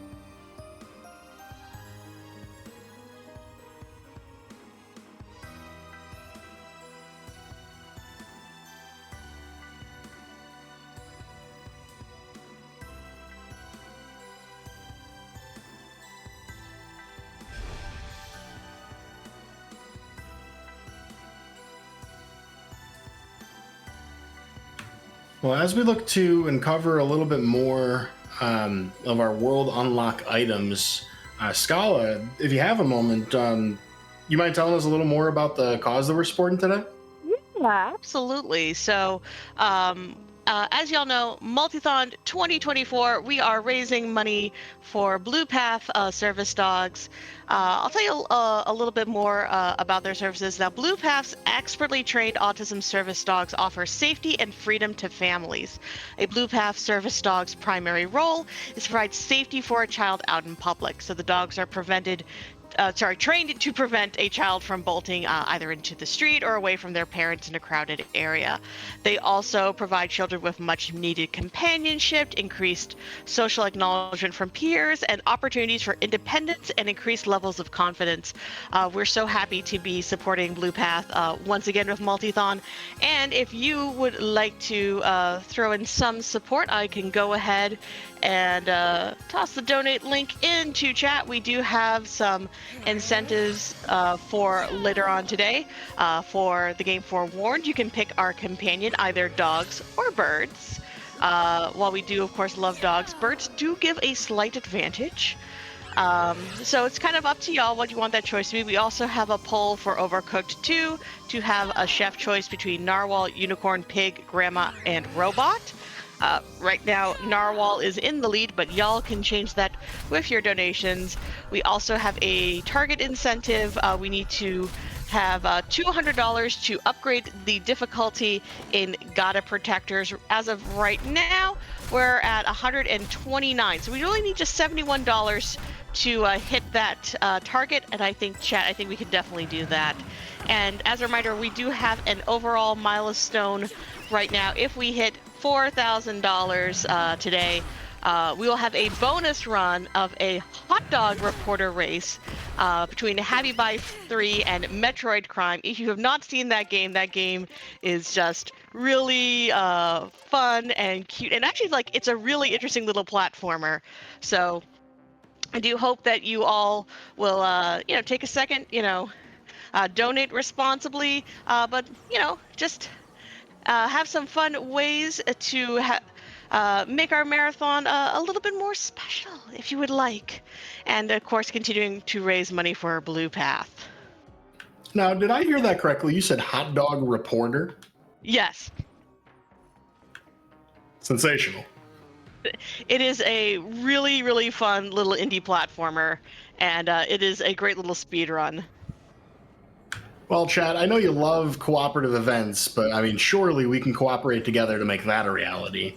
And of course, for a wonderful cause. And I appreciate you taking the time to explain that as well, because a lot of times, we have a lot of fun playing video games and talking about video games, but really we're here to, benefit a charity event. So I hope all of you at home are, have an opportunity to maybe, contribute towards it. It's really exciting to have a chance to benefit.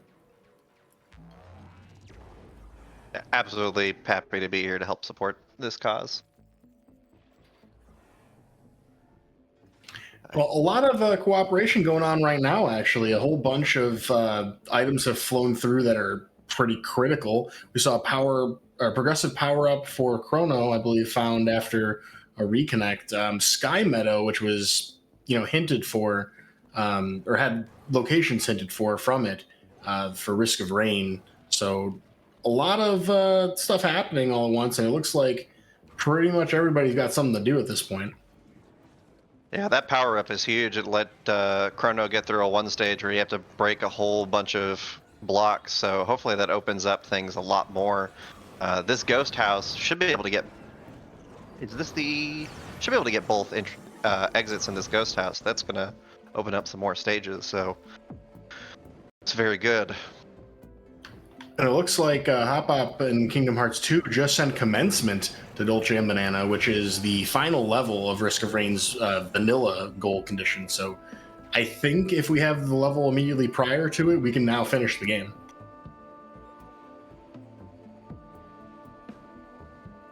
Ooh, and another Yoshi egg.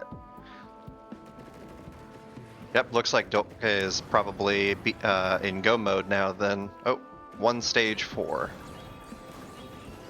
Yeah, so just as a basic overview of how Explore mode works, we did see that stage 1, 2, 3, and 4 were starting items for Dolce and Banana. However, you still have to unlock some of the stages that correspond to it. So that in Risk of Rain 2, normally there are several different stages that you can unlock for each tier of stage that you can go to randomly in the original game.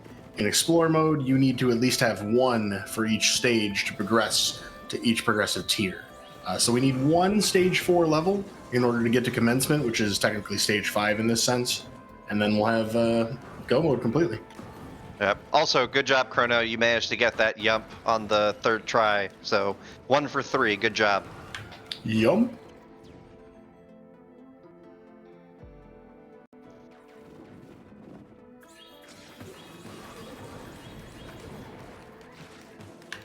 All right, well, fans of the genie will soon be sated by our current approach here in Kingdom Hearts 2. I think I like this world a lot, personally.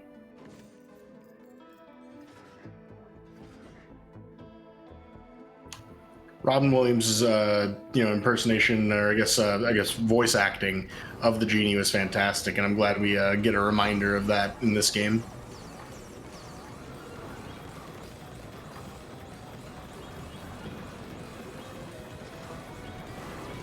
Well, there's the Boo House that you talked about, the secret exit, I believe. Yep. I think the secret of the normal exit. Ghost houses are so weird with how they name their particular exits.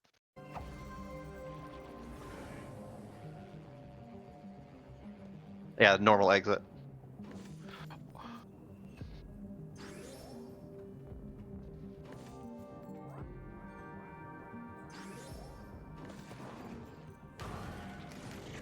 All right, well, we've successfully escorted Abu the Monkey to the end of the room. That allows us to do this fight in order to continue on with our quest to get back to Agrabah. As Prince Ali and as a companion is going to prove invaluable, moving on forward to the end of this sequence.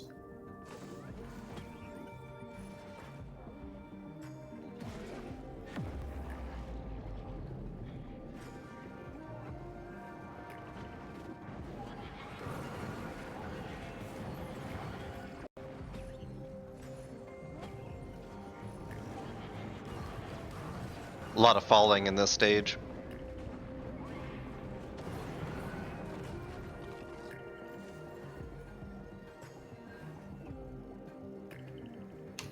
I mean, geez, that's like almost half the timer. Yeah.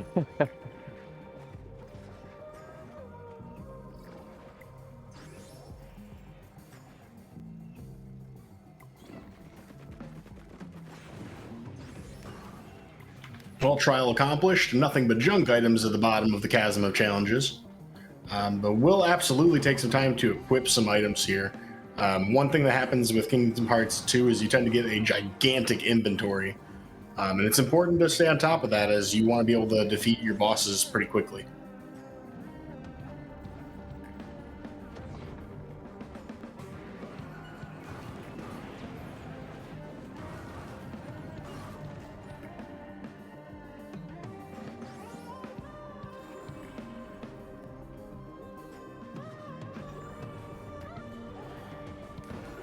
Oh, there's elevator key card. That's well, I guess it depends on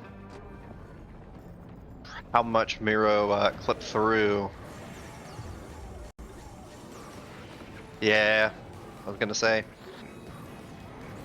Look, these are ordinarily exciting items, I promise. Light wall is just that busted. Ooh, proof of peace. Peace, yeah.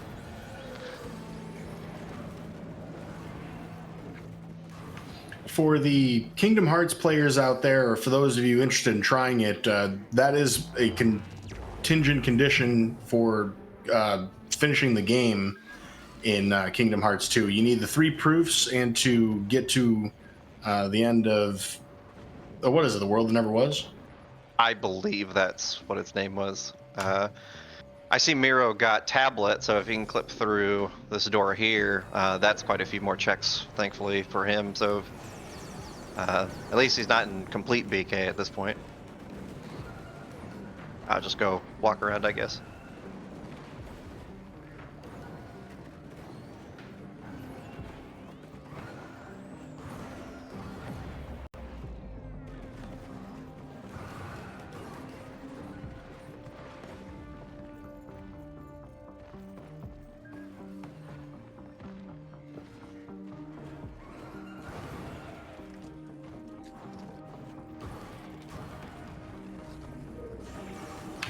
Alrighty, ripping through a few more stages here on both the Risk of Rain and Super Mario World sides. Do you know the name of these dinosaurs? I know it's in the I know it's in the credits every time, but I don't remember. Like, definitely a top 10 sprite from this game, in my opinion. I know they're one of the greatest, yeah. Egg.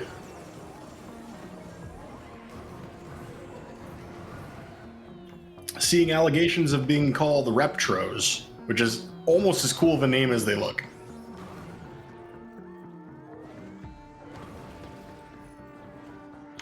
Like, I'd love to know what the internal consistency logic is for a football player in full pads, but you know what? Mario logic. Don't. It's like James Bond logic. You don't question James Bond logic.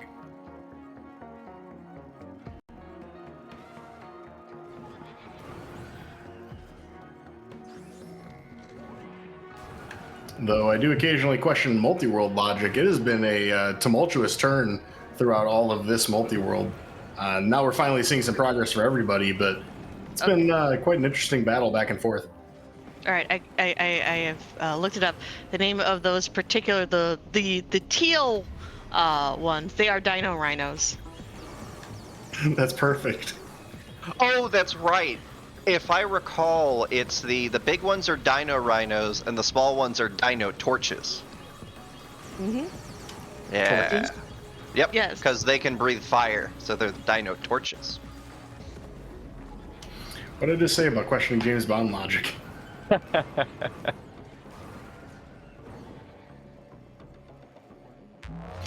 I mean, when I build a castle, the first thing I'm thinking of is how can I make rotating saw blades and ridiculously oversized log crushers? You know, who needs a moat?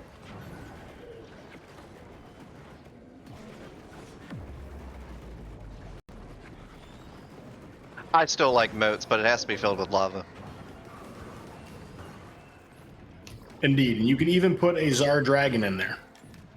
Oh, yeah.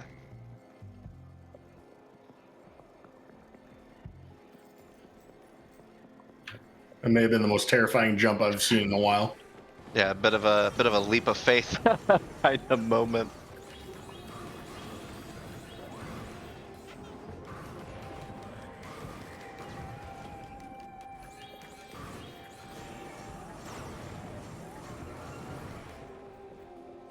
Luckily, we got power-ups now, at least mushroom, so we can at least take one more hit.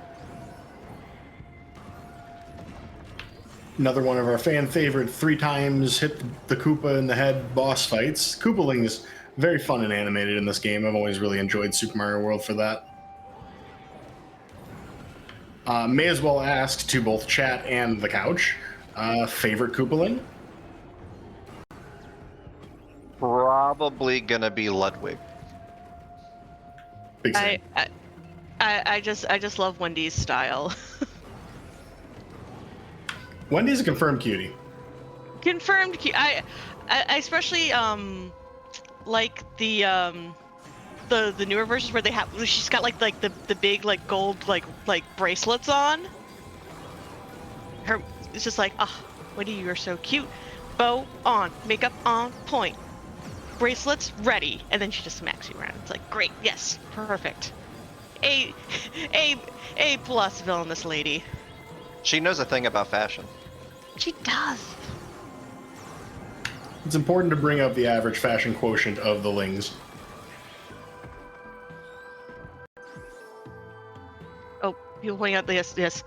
Lemmy with the rainbow hair, Roy with the shades.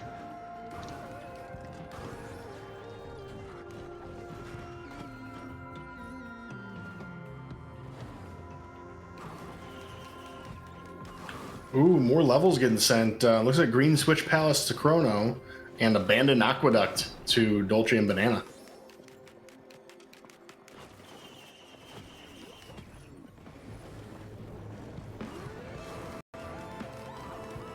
I think Green Switch was something that was gonna be critical for a stage as well.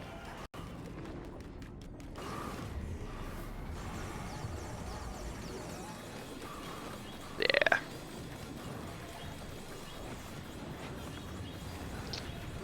Now we should be able to climb the wall.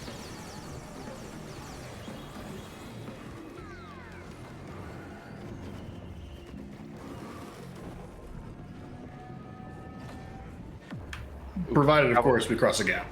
Maybe we should have gotten Yellow Switch.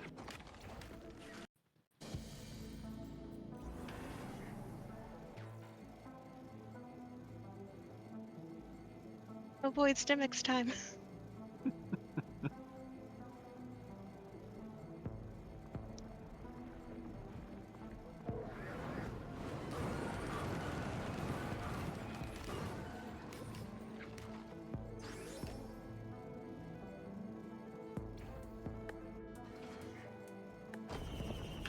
All right, looks like Dolce is making a beeline for the boss teleporter event here. Appears to be cruising through. This particular boss can be kind of annoying because of a attack that pulls you in. But we're doing a lot of damage. Might not even have to deal with that at all.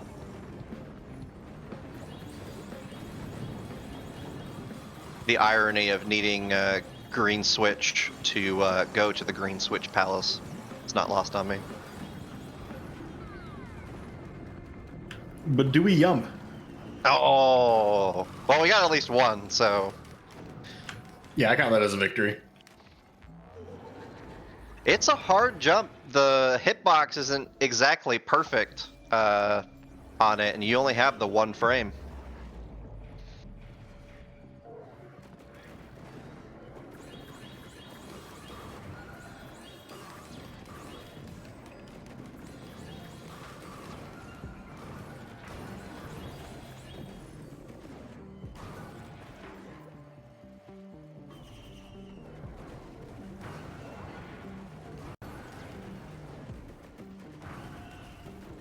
All right, so it looks like we're still waiting on a stage 4 for Risk of Rain. Had to do a loop because of that.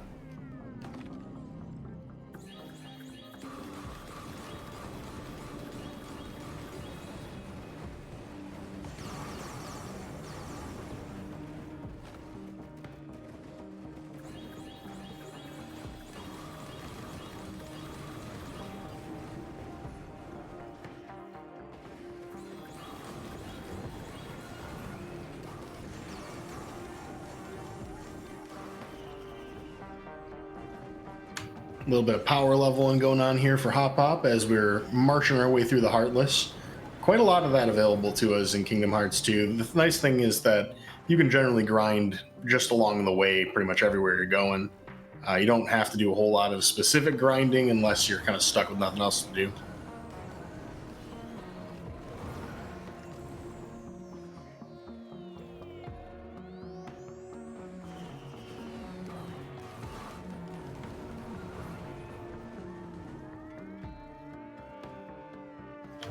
seeing a premium mushroom. I believe that's another world unlock item.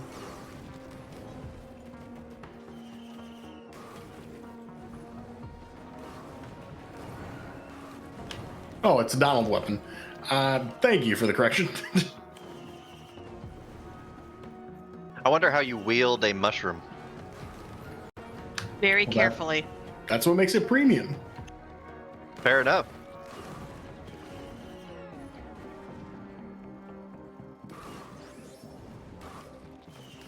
Oh, unfortunate jump.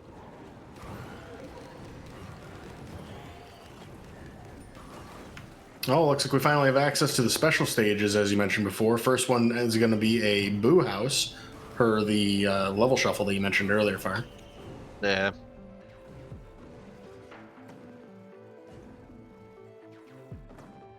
This one can be quite annoying because you have to go through this big long hallway, and then you've got these little, I don't remember the exact name of these ghosts. I've been calling them boogers because I remember Jaden Animations called them boogers once, so that's what I started calling them. But while you're trying to jump through the holes and the little ghosts, you've got this Lakido guy swinging a blue fire in front of your face. It's a hard stage. I don't know what it is about the ghosts, but like for some reason my brain, or at least the ones from the previous screen, my brain for some reason thinks they look like butlers to me. They do have the little butler look, don't they? Hard for me to quantify what that exactly that means, but that's my story and I'm sticking to it.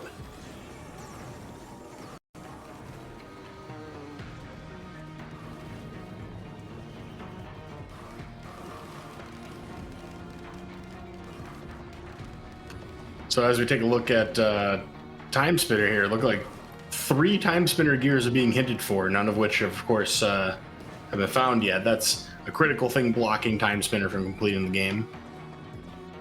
Yeah.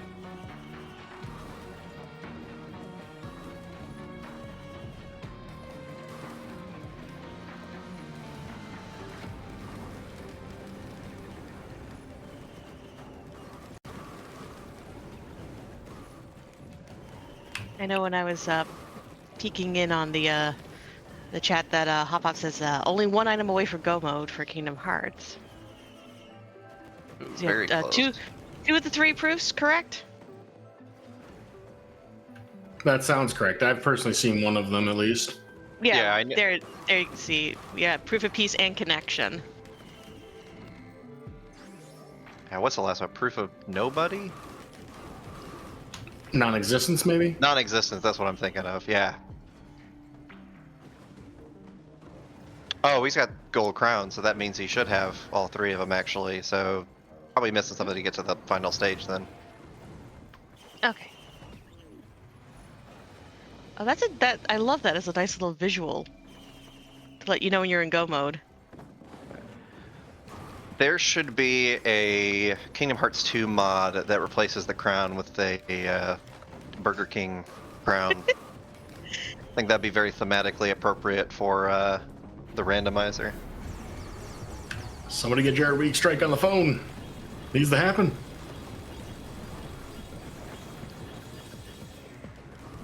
So, It's like, oh, go ahead. Nah, go ahead. Mine, go ahead, Andrew.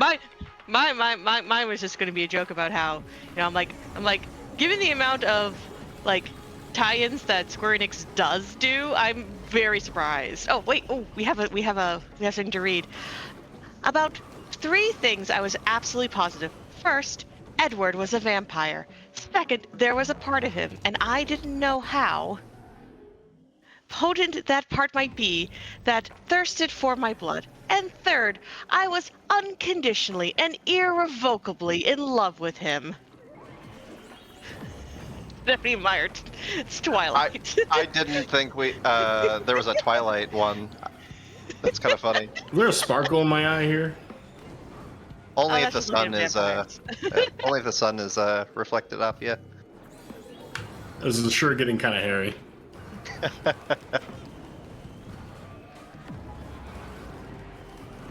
I did not wake up and put that, marker on my bingo card. I did not expect that to happen.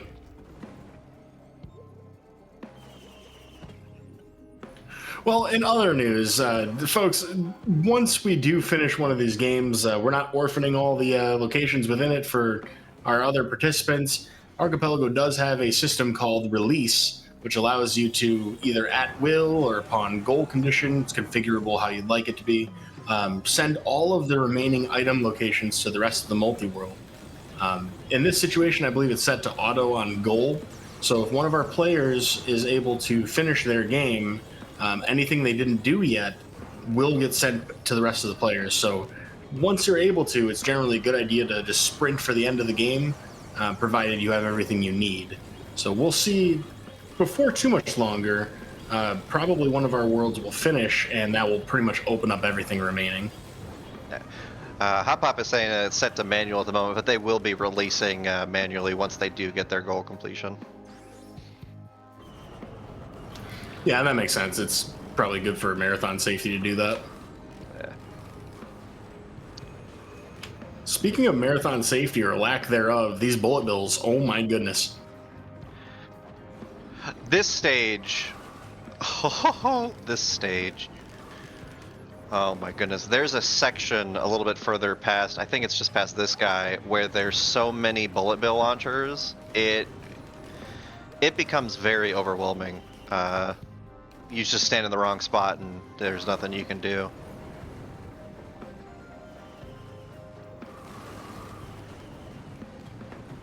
So many little projectiles in this level.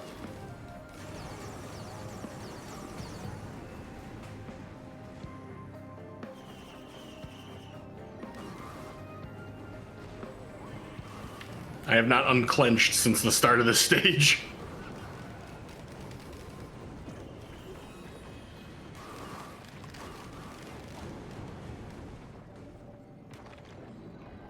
Ah. No. That was absolutely brutal.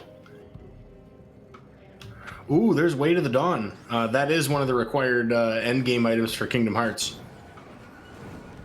So egg.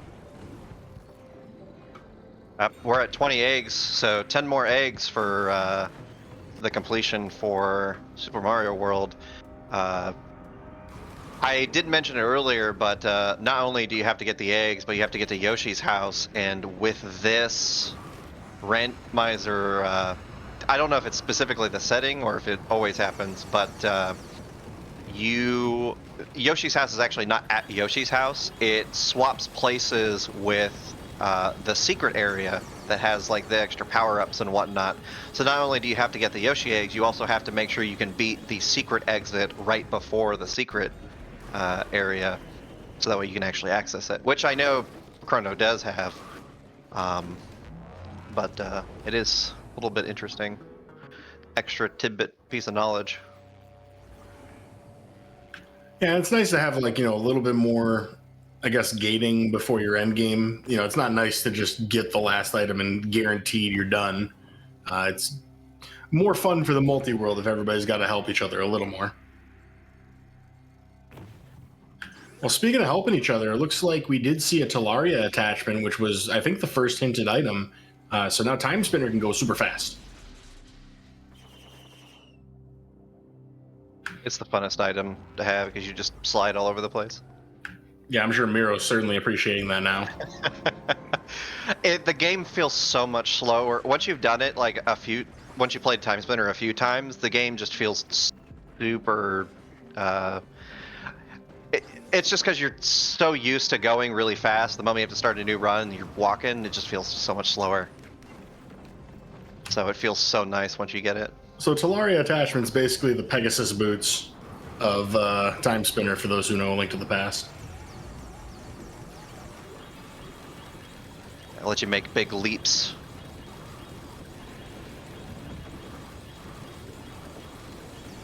Super Mario World still doesn't have run. So, funny thing about run for Super Mario World, it doesn't actually prevent you from using the run button, but you can't get P-speed. So you get like just before it, and then that's as fast as you can go. So, also means that even if Chrono did have all his progressive power-ups and had access to the cape, couldn't fly because it couldn't get P-speed.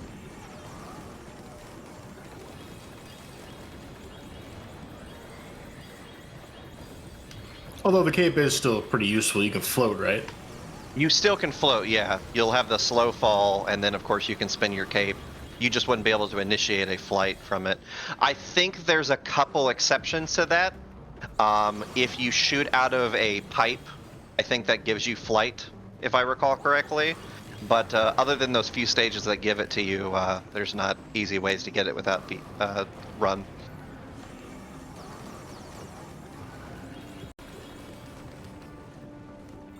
Well, I would be a little fuzzy on the details, but I think that's actually the Super Mario World issue going on here. There are a lot of fuzzies spinning around. Right, round, round, round.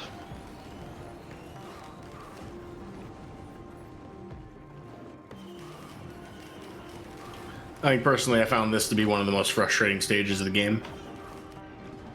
A lot of these track levels are just really rough in some of them. Ooh. And then combine it with saws and fuzzies, and then you have to make sure that you hit the on and off switch or you fall right off. It's a challenging stage, these kind of stages.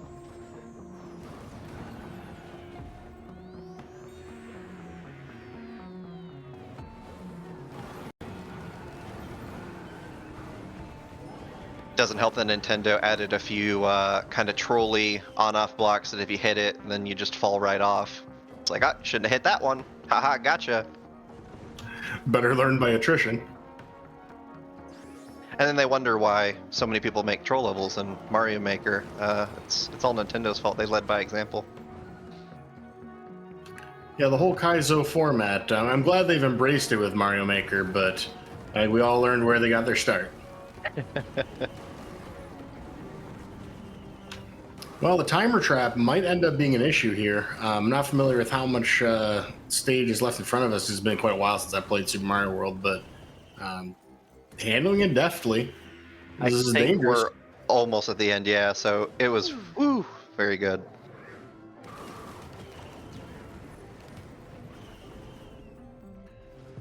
Yeah, rough stage. So that was very good gameplay. Way cool. I'm finding it funny that a lot of these special stages actually do randomize into Special Zone, funnily enough. It's like totally radical, dude.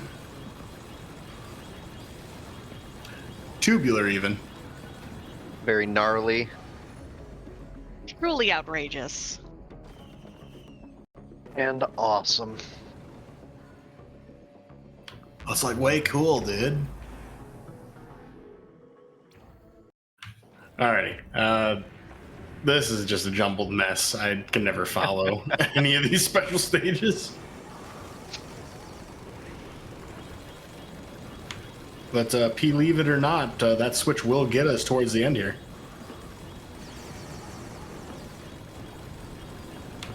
Ooh, that's Time Spinner Gear 3 to Miro off of that Courtyard High Potion item in Hopop's Kingdom Hearts 2 world.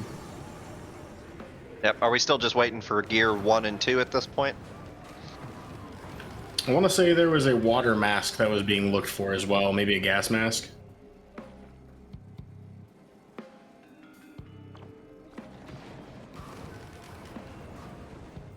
Also obligatory egg. Egg.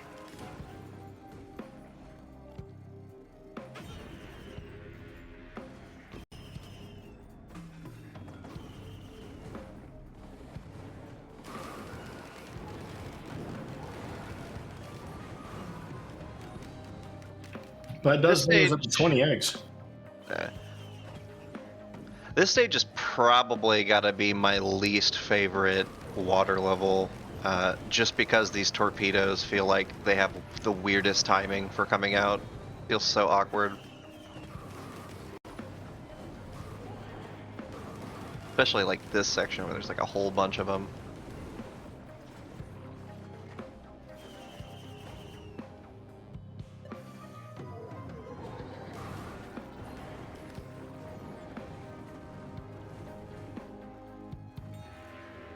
I feel like we don't ever see the torpedo bill ever again, other than this game. You know, didn't they? Isn't on Mario Wonder Like, are there like a whole bunch of different bullet bills? Yeah, there's one stage that has like all sorts of different crazy ones.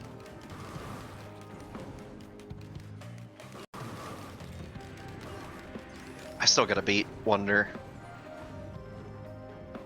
Yeah, having not played it, the extent of my familiarity is Piranha Plants on Parade has a great song.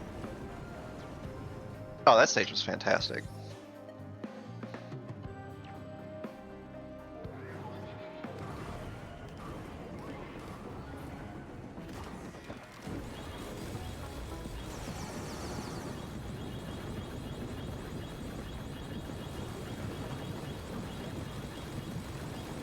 Yeah, it's true. The stages and special zones is very 90s for sure.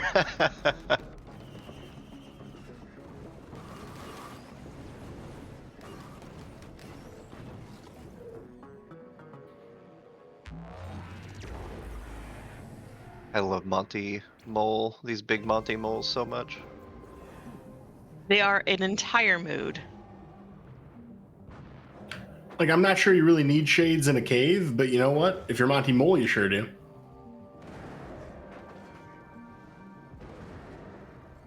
Very unfortunate mushroom ball, but hey, they add, 15% coolness, so That's a lot of cool. when you're already that cool, oh yeah. Ah, unfortunate.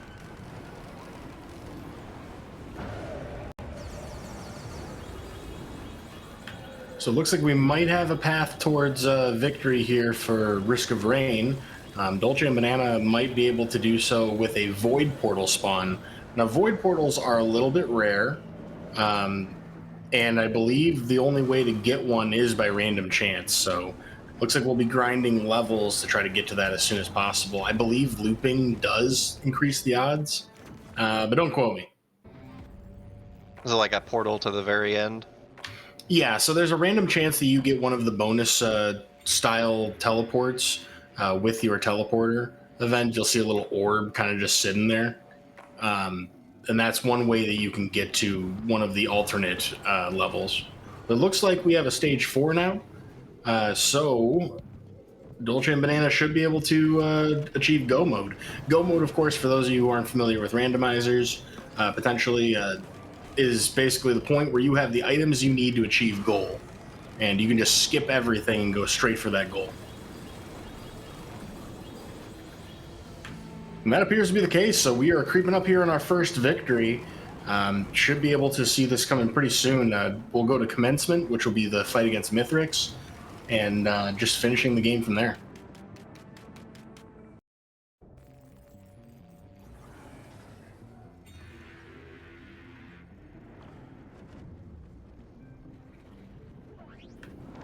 If you notice on your Kingdom Hearts 2 side, we're about to go beast mode.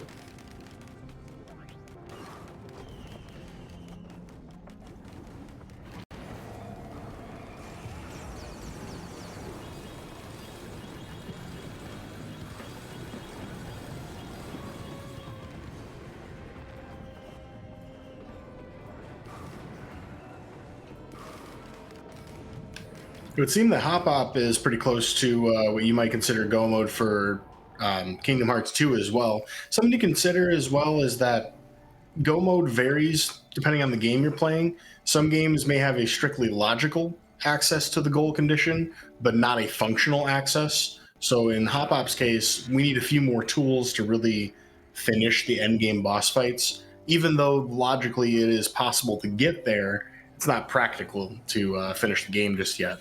So we'll probably see some of this from the release on the Risk of Rain 2 side. As we get to commencement here, you see that big gigantic tower in the center that we're heading towards is where that Mithrix fight is, and then we return back to the dropship at the beginning to close it out.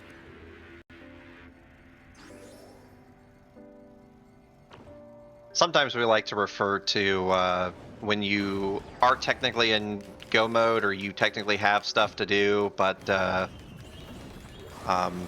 it might be, yeah, like you said, either not really practical with the kind of equipment that you have, or it's just plainly really hard.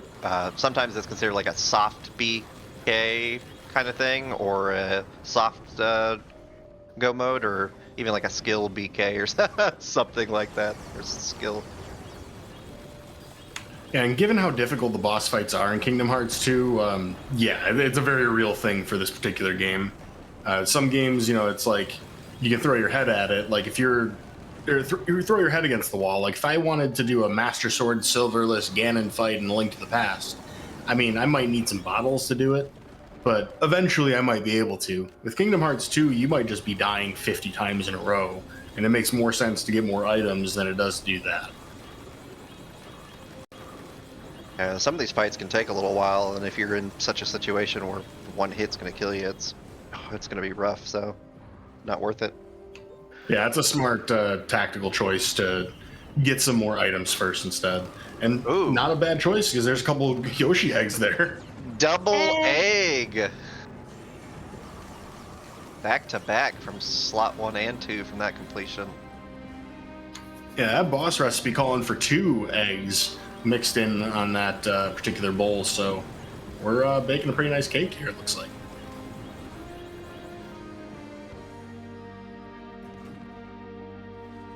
It's going to hold up very well. I don't know why, but this makes me wonder if the dinosaur eggs in Stardew Valley make the dinosaur mayo, and if that's also Yoshi mayo. A thought I've never considered. We're going to a weird place today. Does the dinosaur mayo taste more like American or Japanese mayo? I don't know if I know what Japanese mayo tastes like. Guess that depends on where Yoshi's hail from. Japanese mayonnaise, it tastes different than American mayonnaise because it's made with different vinegar, and it only uses egg yolks, no whites in it. So it has a much different flavor as compared to American mayonnaise. And I'm someone who likes Japanese food like enough that where like I will buy the Japanese mayonnaise. My gut instinct says it's probably better. It's definitely better. It might be something I have to try. I'm not usually a big mayo fan, for what it's worth, but it might be different enough that it might be okay. As a cooking ingredient, certainly. Mm-hmm. Yeah, there's a lot of things I'll eat that have mayo in it, and it's not that bad. It's just like mayo on its own, I really can't. I don't know. I don't like mayo by itself for sure. Put it in sandwiches, and that's all I can think of is the mayo and not the rest of the sandwich. Ah, I gotcha. I really like it in like egg and tuna salads. It's really good in those.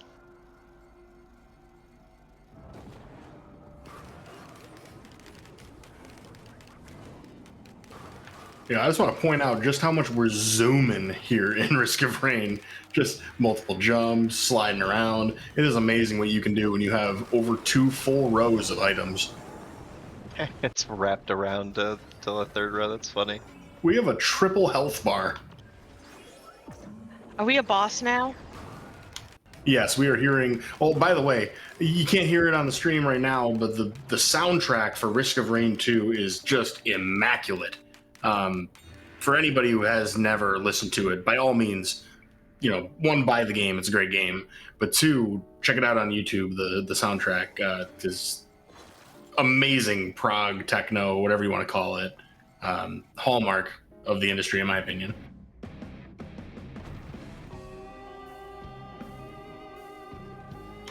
And the fabled Mithrix, final boss fight of Risk of Rain 2, if you're doing a standard run. Has 4 phases. First phase, it just tries to beat you up with a hammer. Does a couple of, splash damage melee attacks. Phase 2, we have a little brief intermission with a bunch of different high-tier enemies, particularly at the 67-minute mark. So that'll be a dangerous phase. Looking at over 500,000 health, which is kind of crazy. When we get to phase 3, we'll have a much more difficult, ramped-up version of Mithrix. And phase 4, he'll take away all of your items, but also scales down accordingly. So it's kind of a, epilogue portion of the fight. so far, phase 1 going pretty well. Also, at this very exciting time, we have some wonderful friends who've come in. Hello, Lady Arcaders. Welcome to Multithon 2024. We're in the middle of this Archipelago Multiworld Randomizer where we have Time Spinner, Risk of Rain 2, Kingdom Hearts 2, and Super Mario World all mixed together. And we are hopefully right at the end of Risk of Rain 2. So y'all are coming in at a fabulous time. Thank you all for visiting. Welcome, Raiders. Hello, hello. Just as a brief introduction to everybody, we of course have Udai Mystic, I'm Udai Mystic, and Far joining the couch with Scala as well as our host. Chrono is playing Super Mario World, Dolce and Banana playing Risk of Rain 2, Hopop with Kingdom Hearts 2, and Miro playing Time Spinner.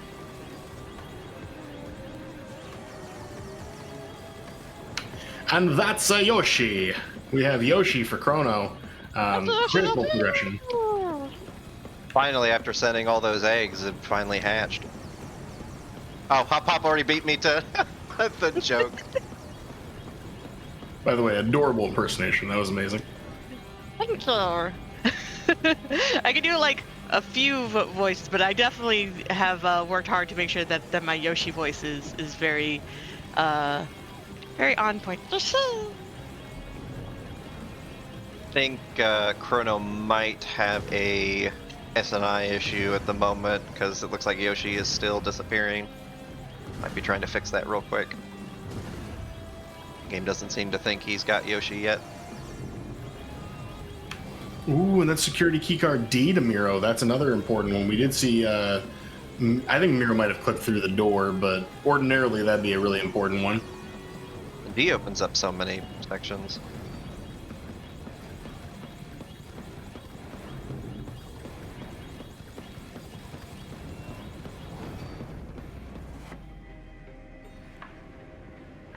All right, we're through the most critical portion of the Mithrix fight as we revive a couple of bots. We have over $1 million of currency.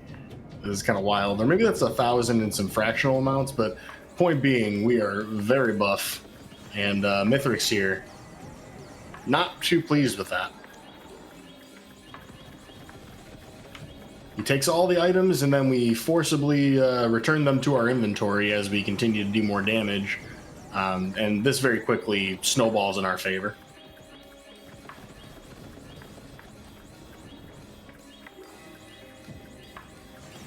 It's a very interesting gimmick where you have to steal back your stuff.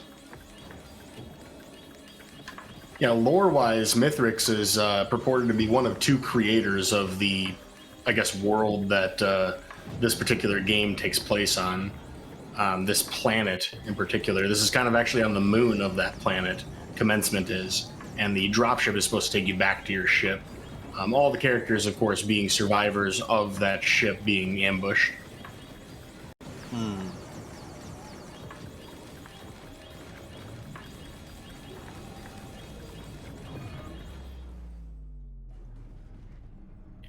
The main character being so distorted here that I'm not even entirely sure who we're playing as at this point. I think it's a modded character, if I recall correctly. Mm-hmm. Well, we've taken the portal back to the bottom. Some of the Void Protectors are attempting to blink us out of existence with these portals. All we got to do, though, is get back to this dropship and wait. The extraction process here takes a little bit of time, kind of like a normal teleporter event, and ideally not get trapped in the void in the process.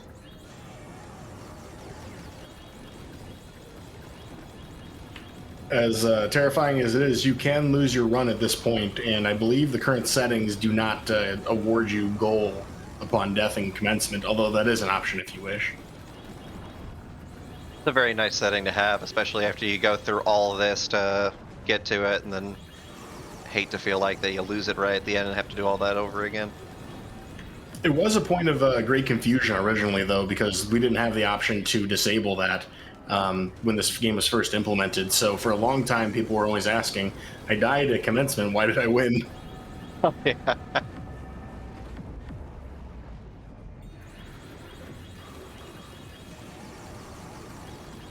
Oh, roads go over, roads go ever and ever on over rock and under tree, by the caves where the where never sun has shone, by streams that never find the sea, over snow by winter sown, and through the merry flowers of June, over grass and over stone, and under mountains and of the moon, roads go ever, ever on under.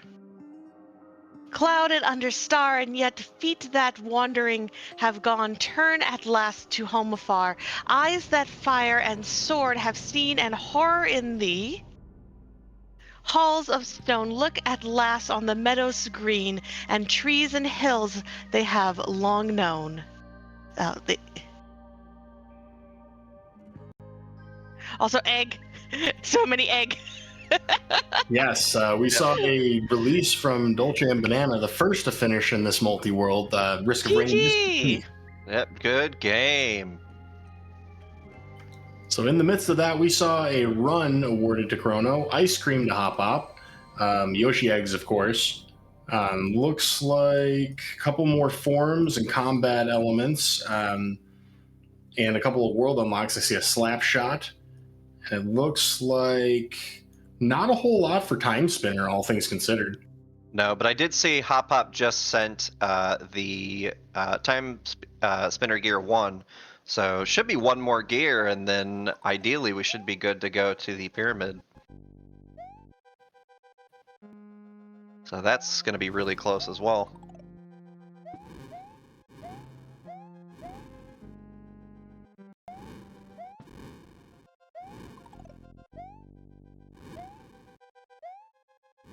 Oh, that's right. So we'll probably also need Mask if we haven't gotten Mask yet as well.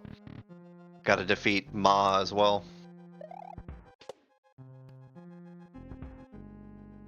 Well, it may have taken a couple hours, but finally, for Chrono, the run can begin.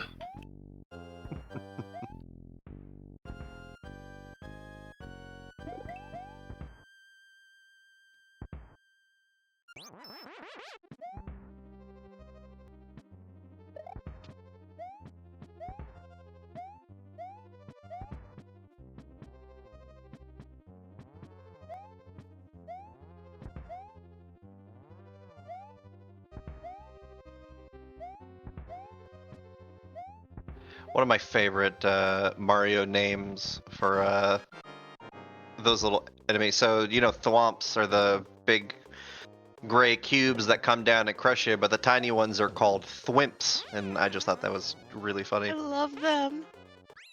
And there's also womps, right? Womps The are square like ones? they're like the walking ones that They're like slam walls. down at you. Yeah, like the wall. Well, they're supposed to be ground, if I recall correctly, because I know in Super Mario 64 you fight is it King Thwomp or whatever.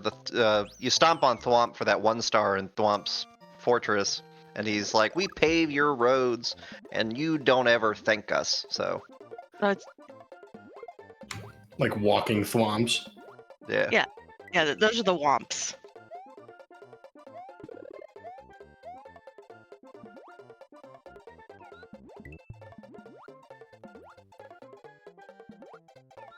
Oh, it's so nice to see our Yoshi friend. Yoshi. The blue Yoshi too. Blue Yoshi is so broken.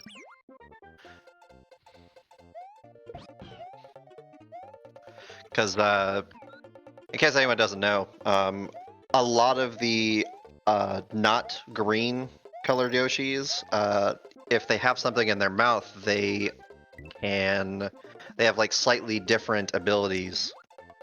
So like red Yoshi, put some mouth tends to be a lot of fire. But blue Yoshi, I think if you can hold something in blue Yoshi's mouth, you can, yep, here it is, you can fly. And that makes a lot of stages so much easier. Yeah, because at that point, So you don't strong. even need a cape. Yeah. Also, I went and I looked up the different families of thwomps. So there's thwomps and womps and romps and bomps and grolls and grindles. And Ninten- of course, thwips Ninte- and swimps and spindles. Nintendo knew they came up with a perfect name, so it's only fair that everything after that is just a play on it. Mm-hmm. I feel like half of those were introduced in Paper Mario. There's definitely a lot in Paper Mario.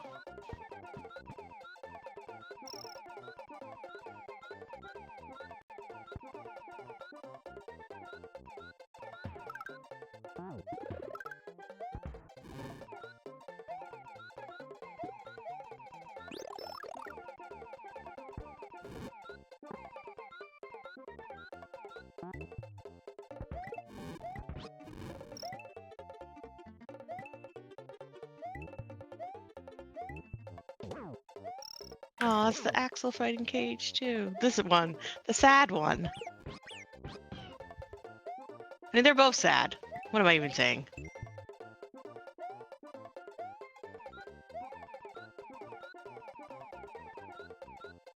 Looks like we got water mass, so that at least gives Miro some stuff, some straggler checks to go do.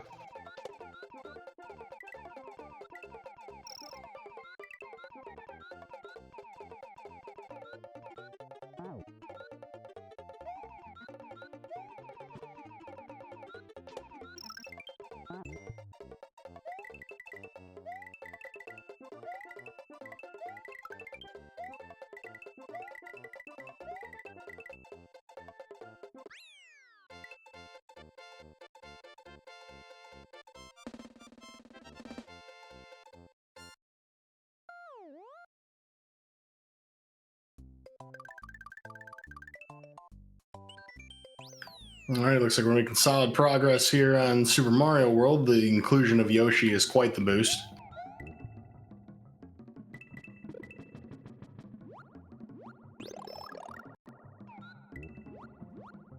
I just realized we're Fire Mario now. I didn't even notice the other power-up come in. I believe it's pronounced Fire Mario Mario. Oh, yeah. Gotta say his full name. Regrettably, the climbing requires us to leave behind our Yoshi friend. Yeah, there's not any good enemies that we can put on our mount, so can't fly with Yoshi back up, but I'm sure it's not the last time we'll see Yoshi. Another egg. So close. Egg.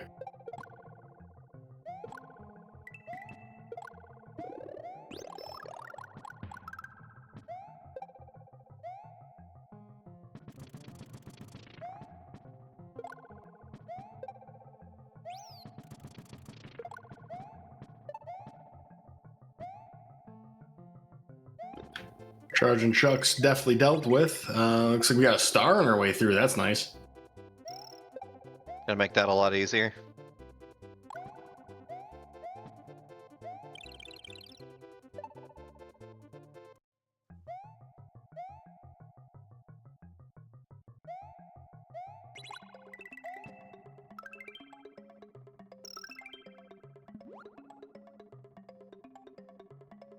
There we go. Secret key acquired. Just take out that one cheap there, so it's not in the way. Yeah, you gotta watch out for the cheap and the deep. Mm-hmm. Cookie Mountain.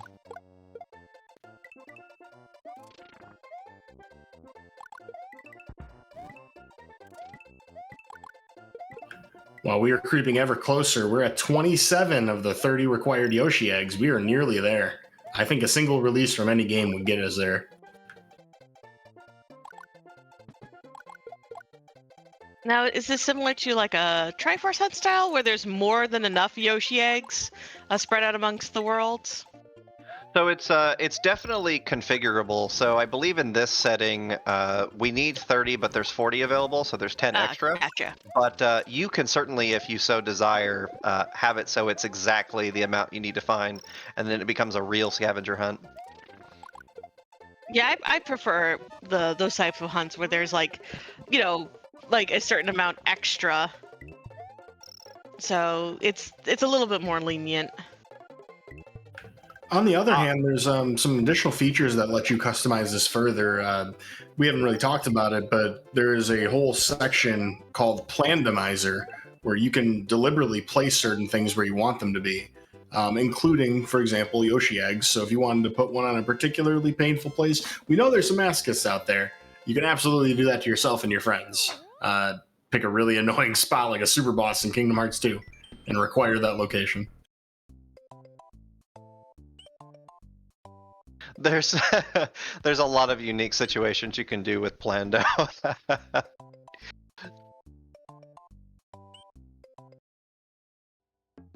think a very popular Plando implementation. I don't know if it's as popular anymore, but it definitely was for a while. For Link to the Past, because it also has a Triforce Hunt type thing. There is a big complicated Plando thing that someone developed. I can't remember who it was, but essentially what it did is it hid either a Triforce piece or even I think you can also hide just the Triforce itself. The game supports it. Yes. On one particular boss, and then it uses another feature that lets you Plando specific text. So you would go into the tavern in it, and the guy at the tavern would be like, I need a guy to take out this boss, and it's like a mercenary mode type of thing. You have to just beat that one boss, take him out, and then that's your victory condition. Very fun little community made game mode, so to speak, goal kind of thing. And metagames have been kind of a big thing in the community for quite a while now as well. We see a lot of that when people schedule like asyncs in the community. They'll require all players to pick, like, for example, a MacGuffin hunt or some other themed kind of settings. And it's a really fun way to mix up the randomizer experience. A lot of times when you play a lot of randomizer, you just kind of do a few presets, but I think one of the main design kind of intentions with Archipelago is to give you as much flexible control as you can over your individual game world, or even through the use of some tools like meta YAMLs, control the entire multi-world settings. A lot of diverse options available, and it's pretty much the sky's the limit as how what you want to do with it. A lot of fun to be able to show this stuff off in a marathon setting. There's much more beyond this. Yeah, barely scratching the surface of what's possible. Real quick, do we all have a moment for a donation? Yeah, let's do it. Absolutely. Yeah, we received $5 from Happy Bear, who asked, "What is a God of Protector? Why are they writing Carts of Darkness? I need answers, chat." And that money went towards upgrading the difficulty in God of Protectors. Now, chat, that is our next run. So we are a little ways away from meeting it. We need another, basically about like $65 or so to meet it, $66 to meet it. So we basically got a little bit of time, but not much, chat. So you will all want to get your donations in for that. I will go ahead, drop that donate link in chat for y'all, especially now that we're sort of seeing like the end of the Archipelago tunnel right now, as folks are hopefully clearing things out.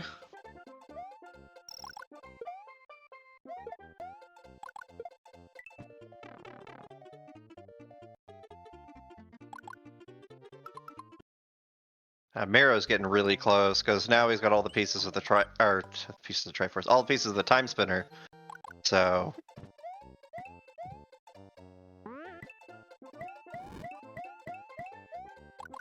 needs to go beat Ma, and then I think we should be completely good in that case.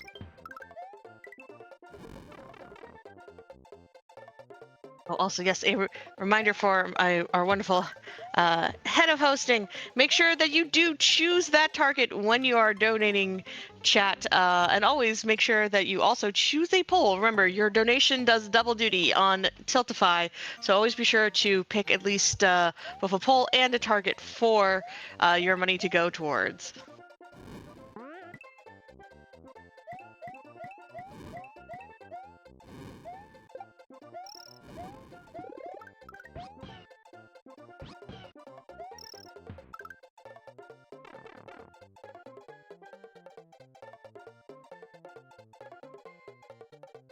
Looks like Hopop is preparing to go try to beat his game now. I'm gonna expect a lot of stuff to get released once Kingdom Hearts finishes up here.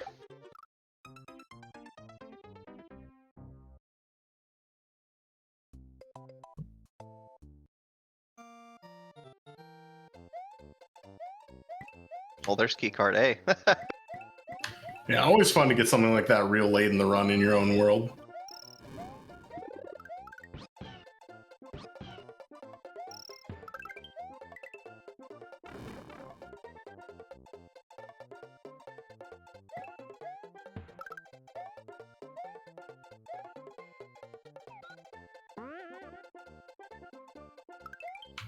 Yoshi, no.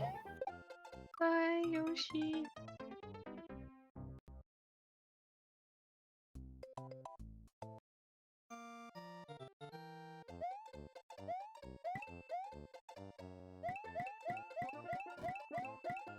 Hello, Ma.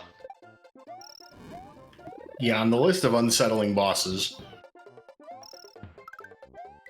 Ma's definitely a good one. Out of the pixel style bosses, I consider the winner for most unsettling to be Deaf Evan from the Breath of Fire series. There are way too many mouths on that boss. I don't know what it is about mouths that just makes really unsettling bosses.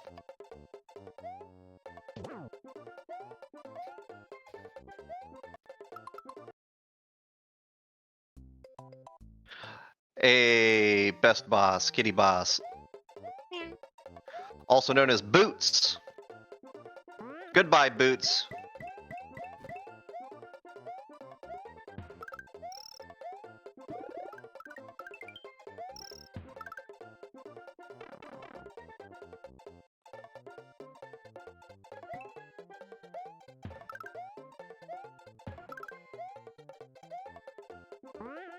So time is now broken here, so now we should be going into the final section for Time Spinner. I do love the aesthetic of the final boss of Time Spinner. It's so cool. We're creeping in on the final boss of Kingdom Hearts 2 as well. This is wrapping up pretty quickly here. Maybe a little bit of a race between the two, see which one of them can finish first.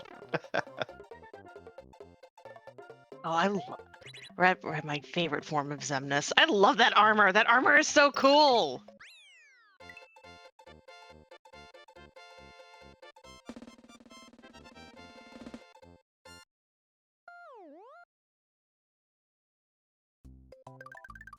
But also, I will give chat just a very quick update. We've had some donations come in, bring us a little bit closer to that target. We're still, though, we need just $26. We're so close, chat. I think we can probably do that by the end of this run. I believe in you, chat. It's a great cause, too. I definitely believe in you, chat.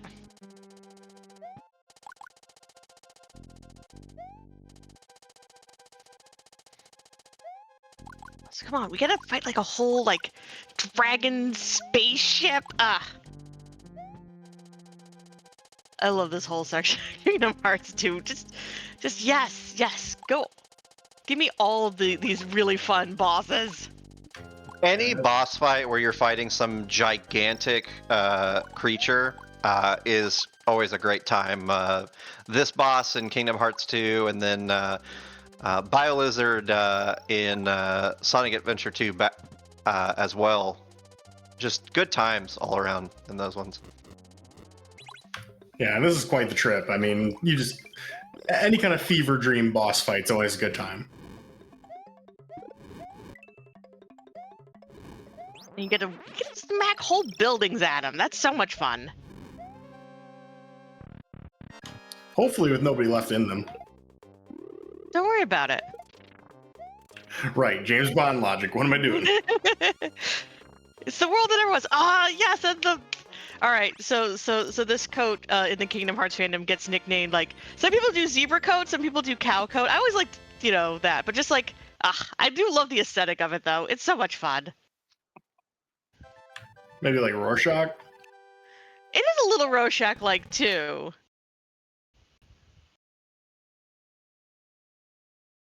This cutscene's so good. Yeah. All right, Miro just finished. That's GG for GG! Time Spinner. GG. Ravenlord is the final boss. Kind of sucks, but we got there. Let's see how many concussions we got. 7 concussions. Ouch. It's actually not too bad, all things considered. Well, I'm just thinking any concussions. Oh, that's true. Anything more than 0 concussions is probably not a good number of concussions to have. But we did manage to make it through to the end, which is a successful run in my book. Yeah. I think we also have enough eggs now, so let's see here. 28, 29, 30, there it is! Just finishing this up, and then all it has to do is hit the block. We got Yoshi there too to celebrate.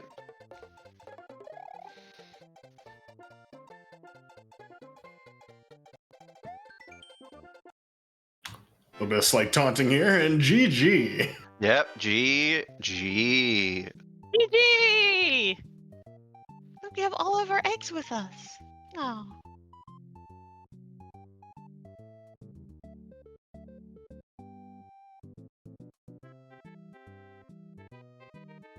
Well, as we close in on the final fight here for Kingdom Hearts 2, just as a brief, personal spiel as we close out the run, if you want to try out Archipelago, if you're interested in contributing to Archipelago, archipelago.gg is the website.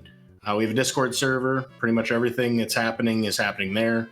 And, it's all free to play for everybody. You just got to bring the game, legitimate legal copy of it. And we would love to have you. This has been a lot of fun. I'm very glad to have had an opportunity to join Farah and Scala here on mic and, to watch Miro, Chrono, Hopop, and Dolce and Banana play these games. Yeah, I'm absolutely excited to be here, and shout outs to everyone else who was doing an Archipelago run for this as well. Definitely was a lot of fun, and all for a good cause, so I really appreciate being here. Yeah, this has been absolutely fantastic to watch. Y'all did not disappoint. Thank you all, and thank you to chat as well for being just a wonderful audience. And there's a whole rest of this day to go. We still have time to benefit a great cause. I know you all still have so much, and we're to not just benefit a great cause, but also we're trying to see if we can get some extra fun things for the marathon as well.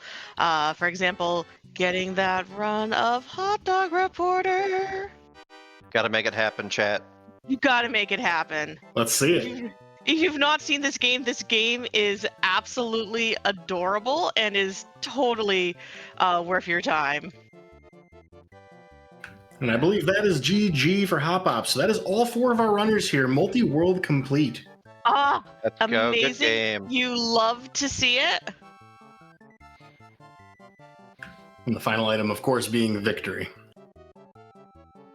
It's the most important item.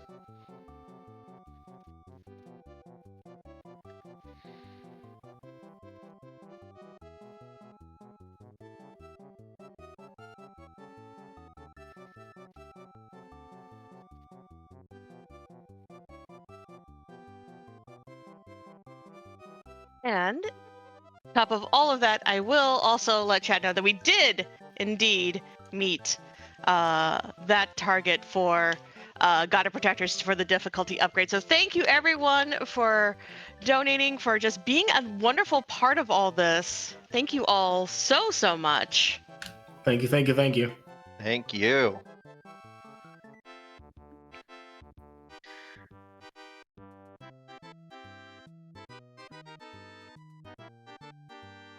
So with any of that, also chat, be sure to follow all of our runners, to follow all of our commentators. Y'all have been absolutely fantastic to share the couch with here, and just to be a part of this. So thank you all so much. Feelings mutual. Been a great time being on the couch. I'd like to thank Far for bringing the French onion dip. I needed that. No problem. Family recipe. Immaculate. All right. Well, with that, we are going to go ahead, keep everything moving along. We're going to go and get set up for God of Protectors, Cards of Darkness. So chat, please stick around. We will be back real soon with more of Multithon 2024. Thanks again, folks. Thank you.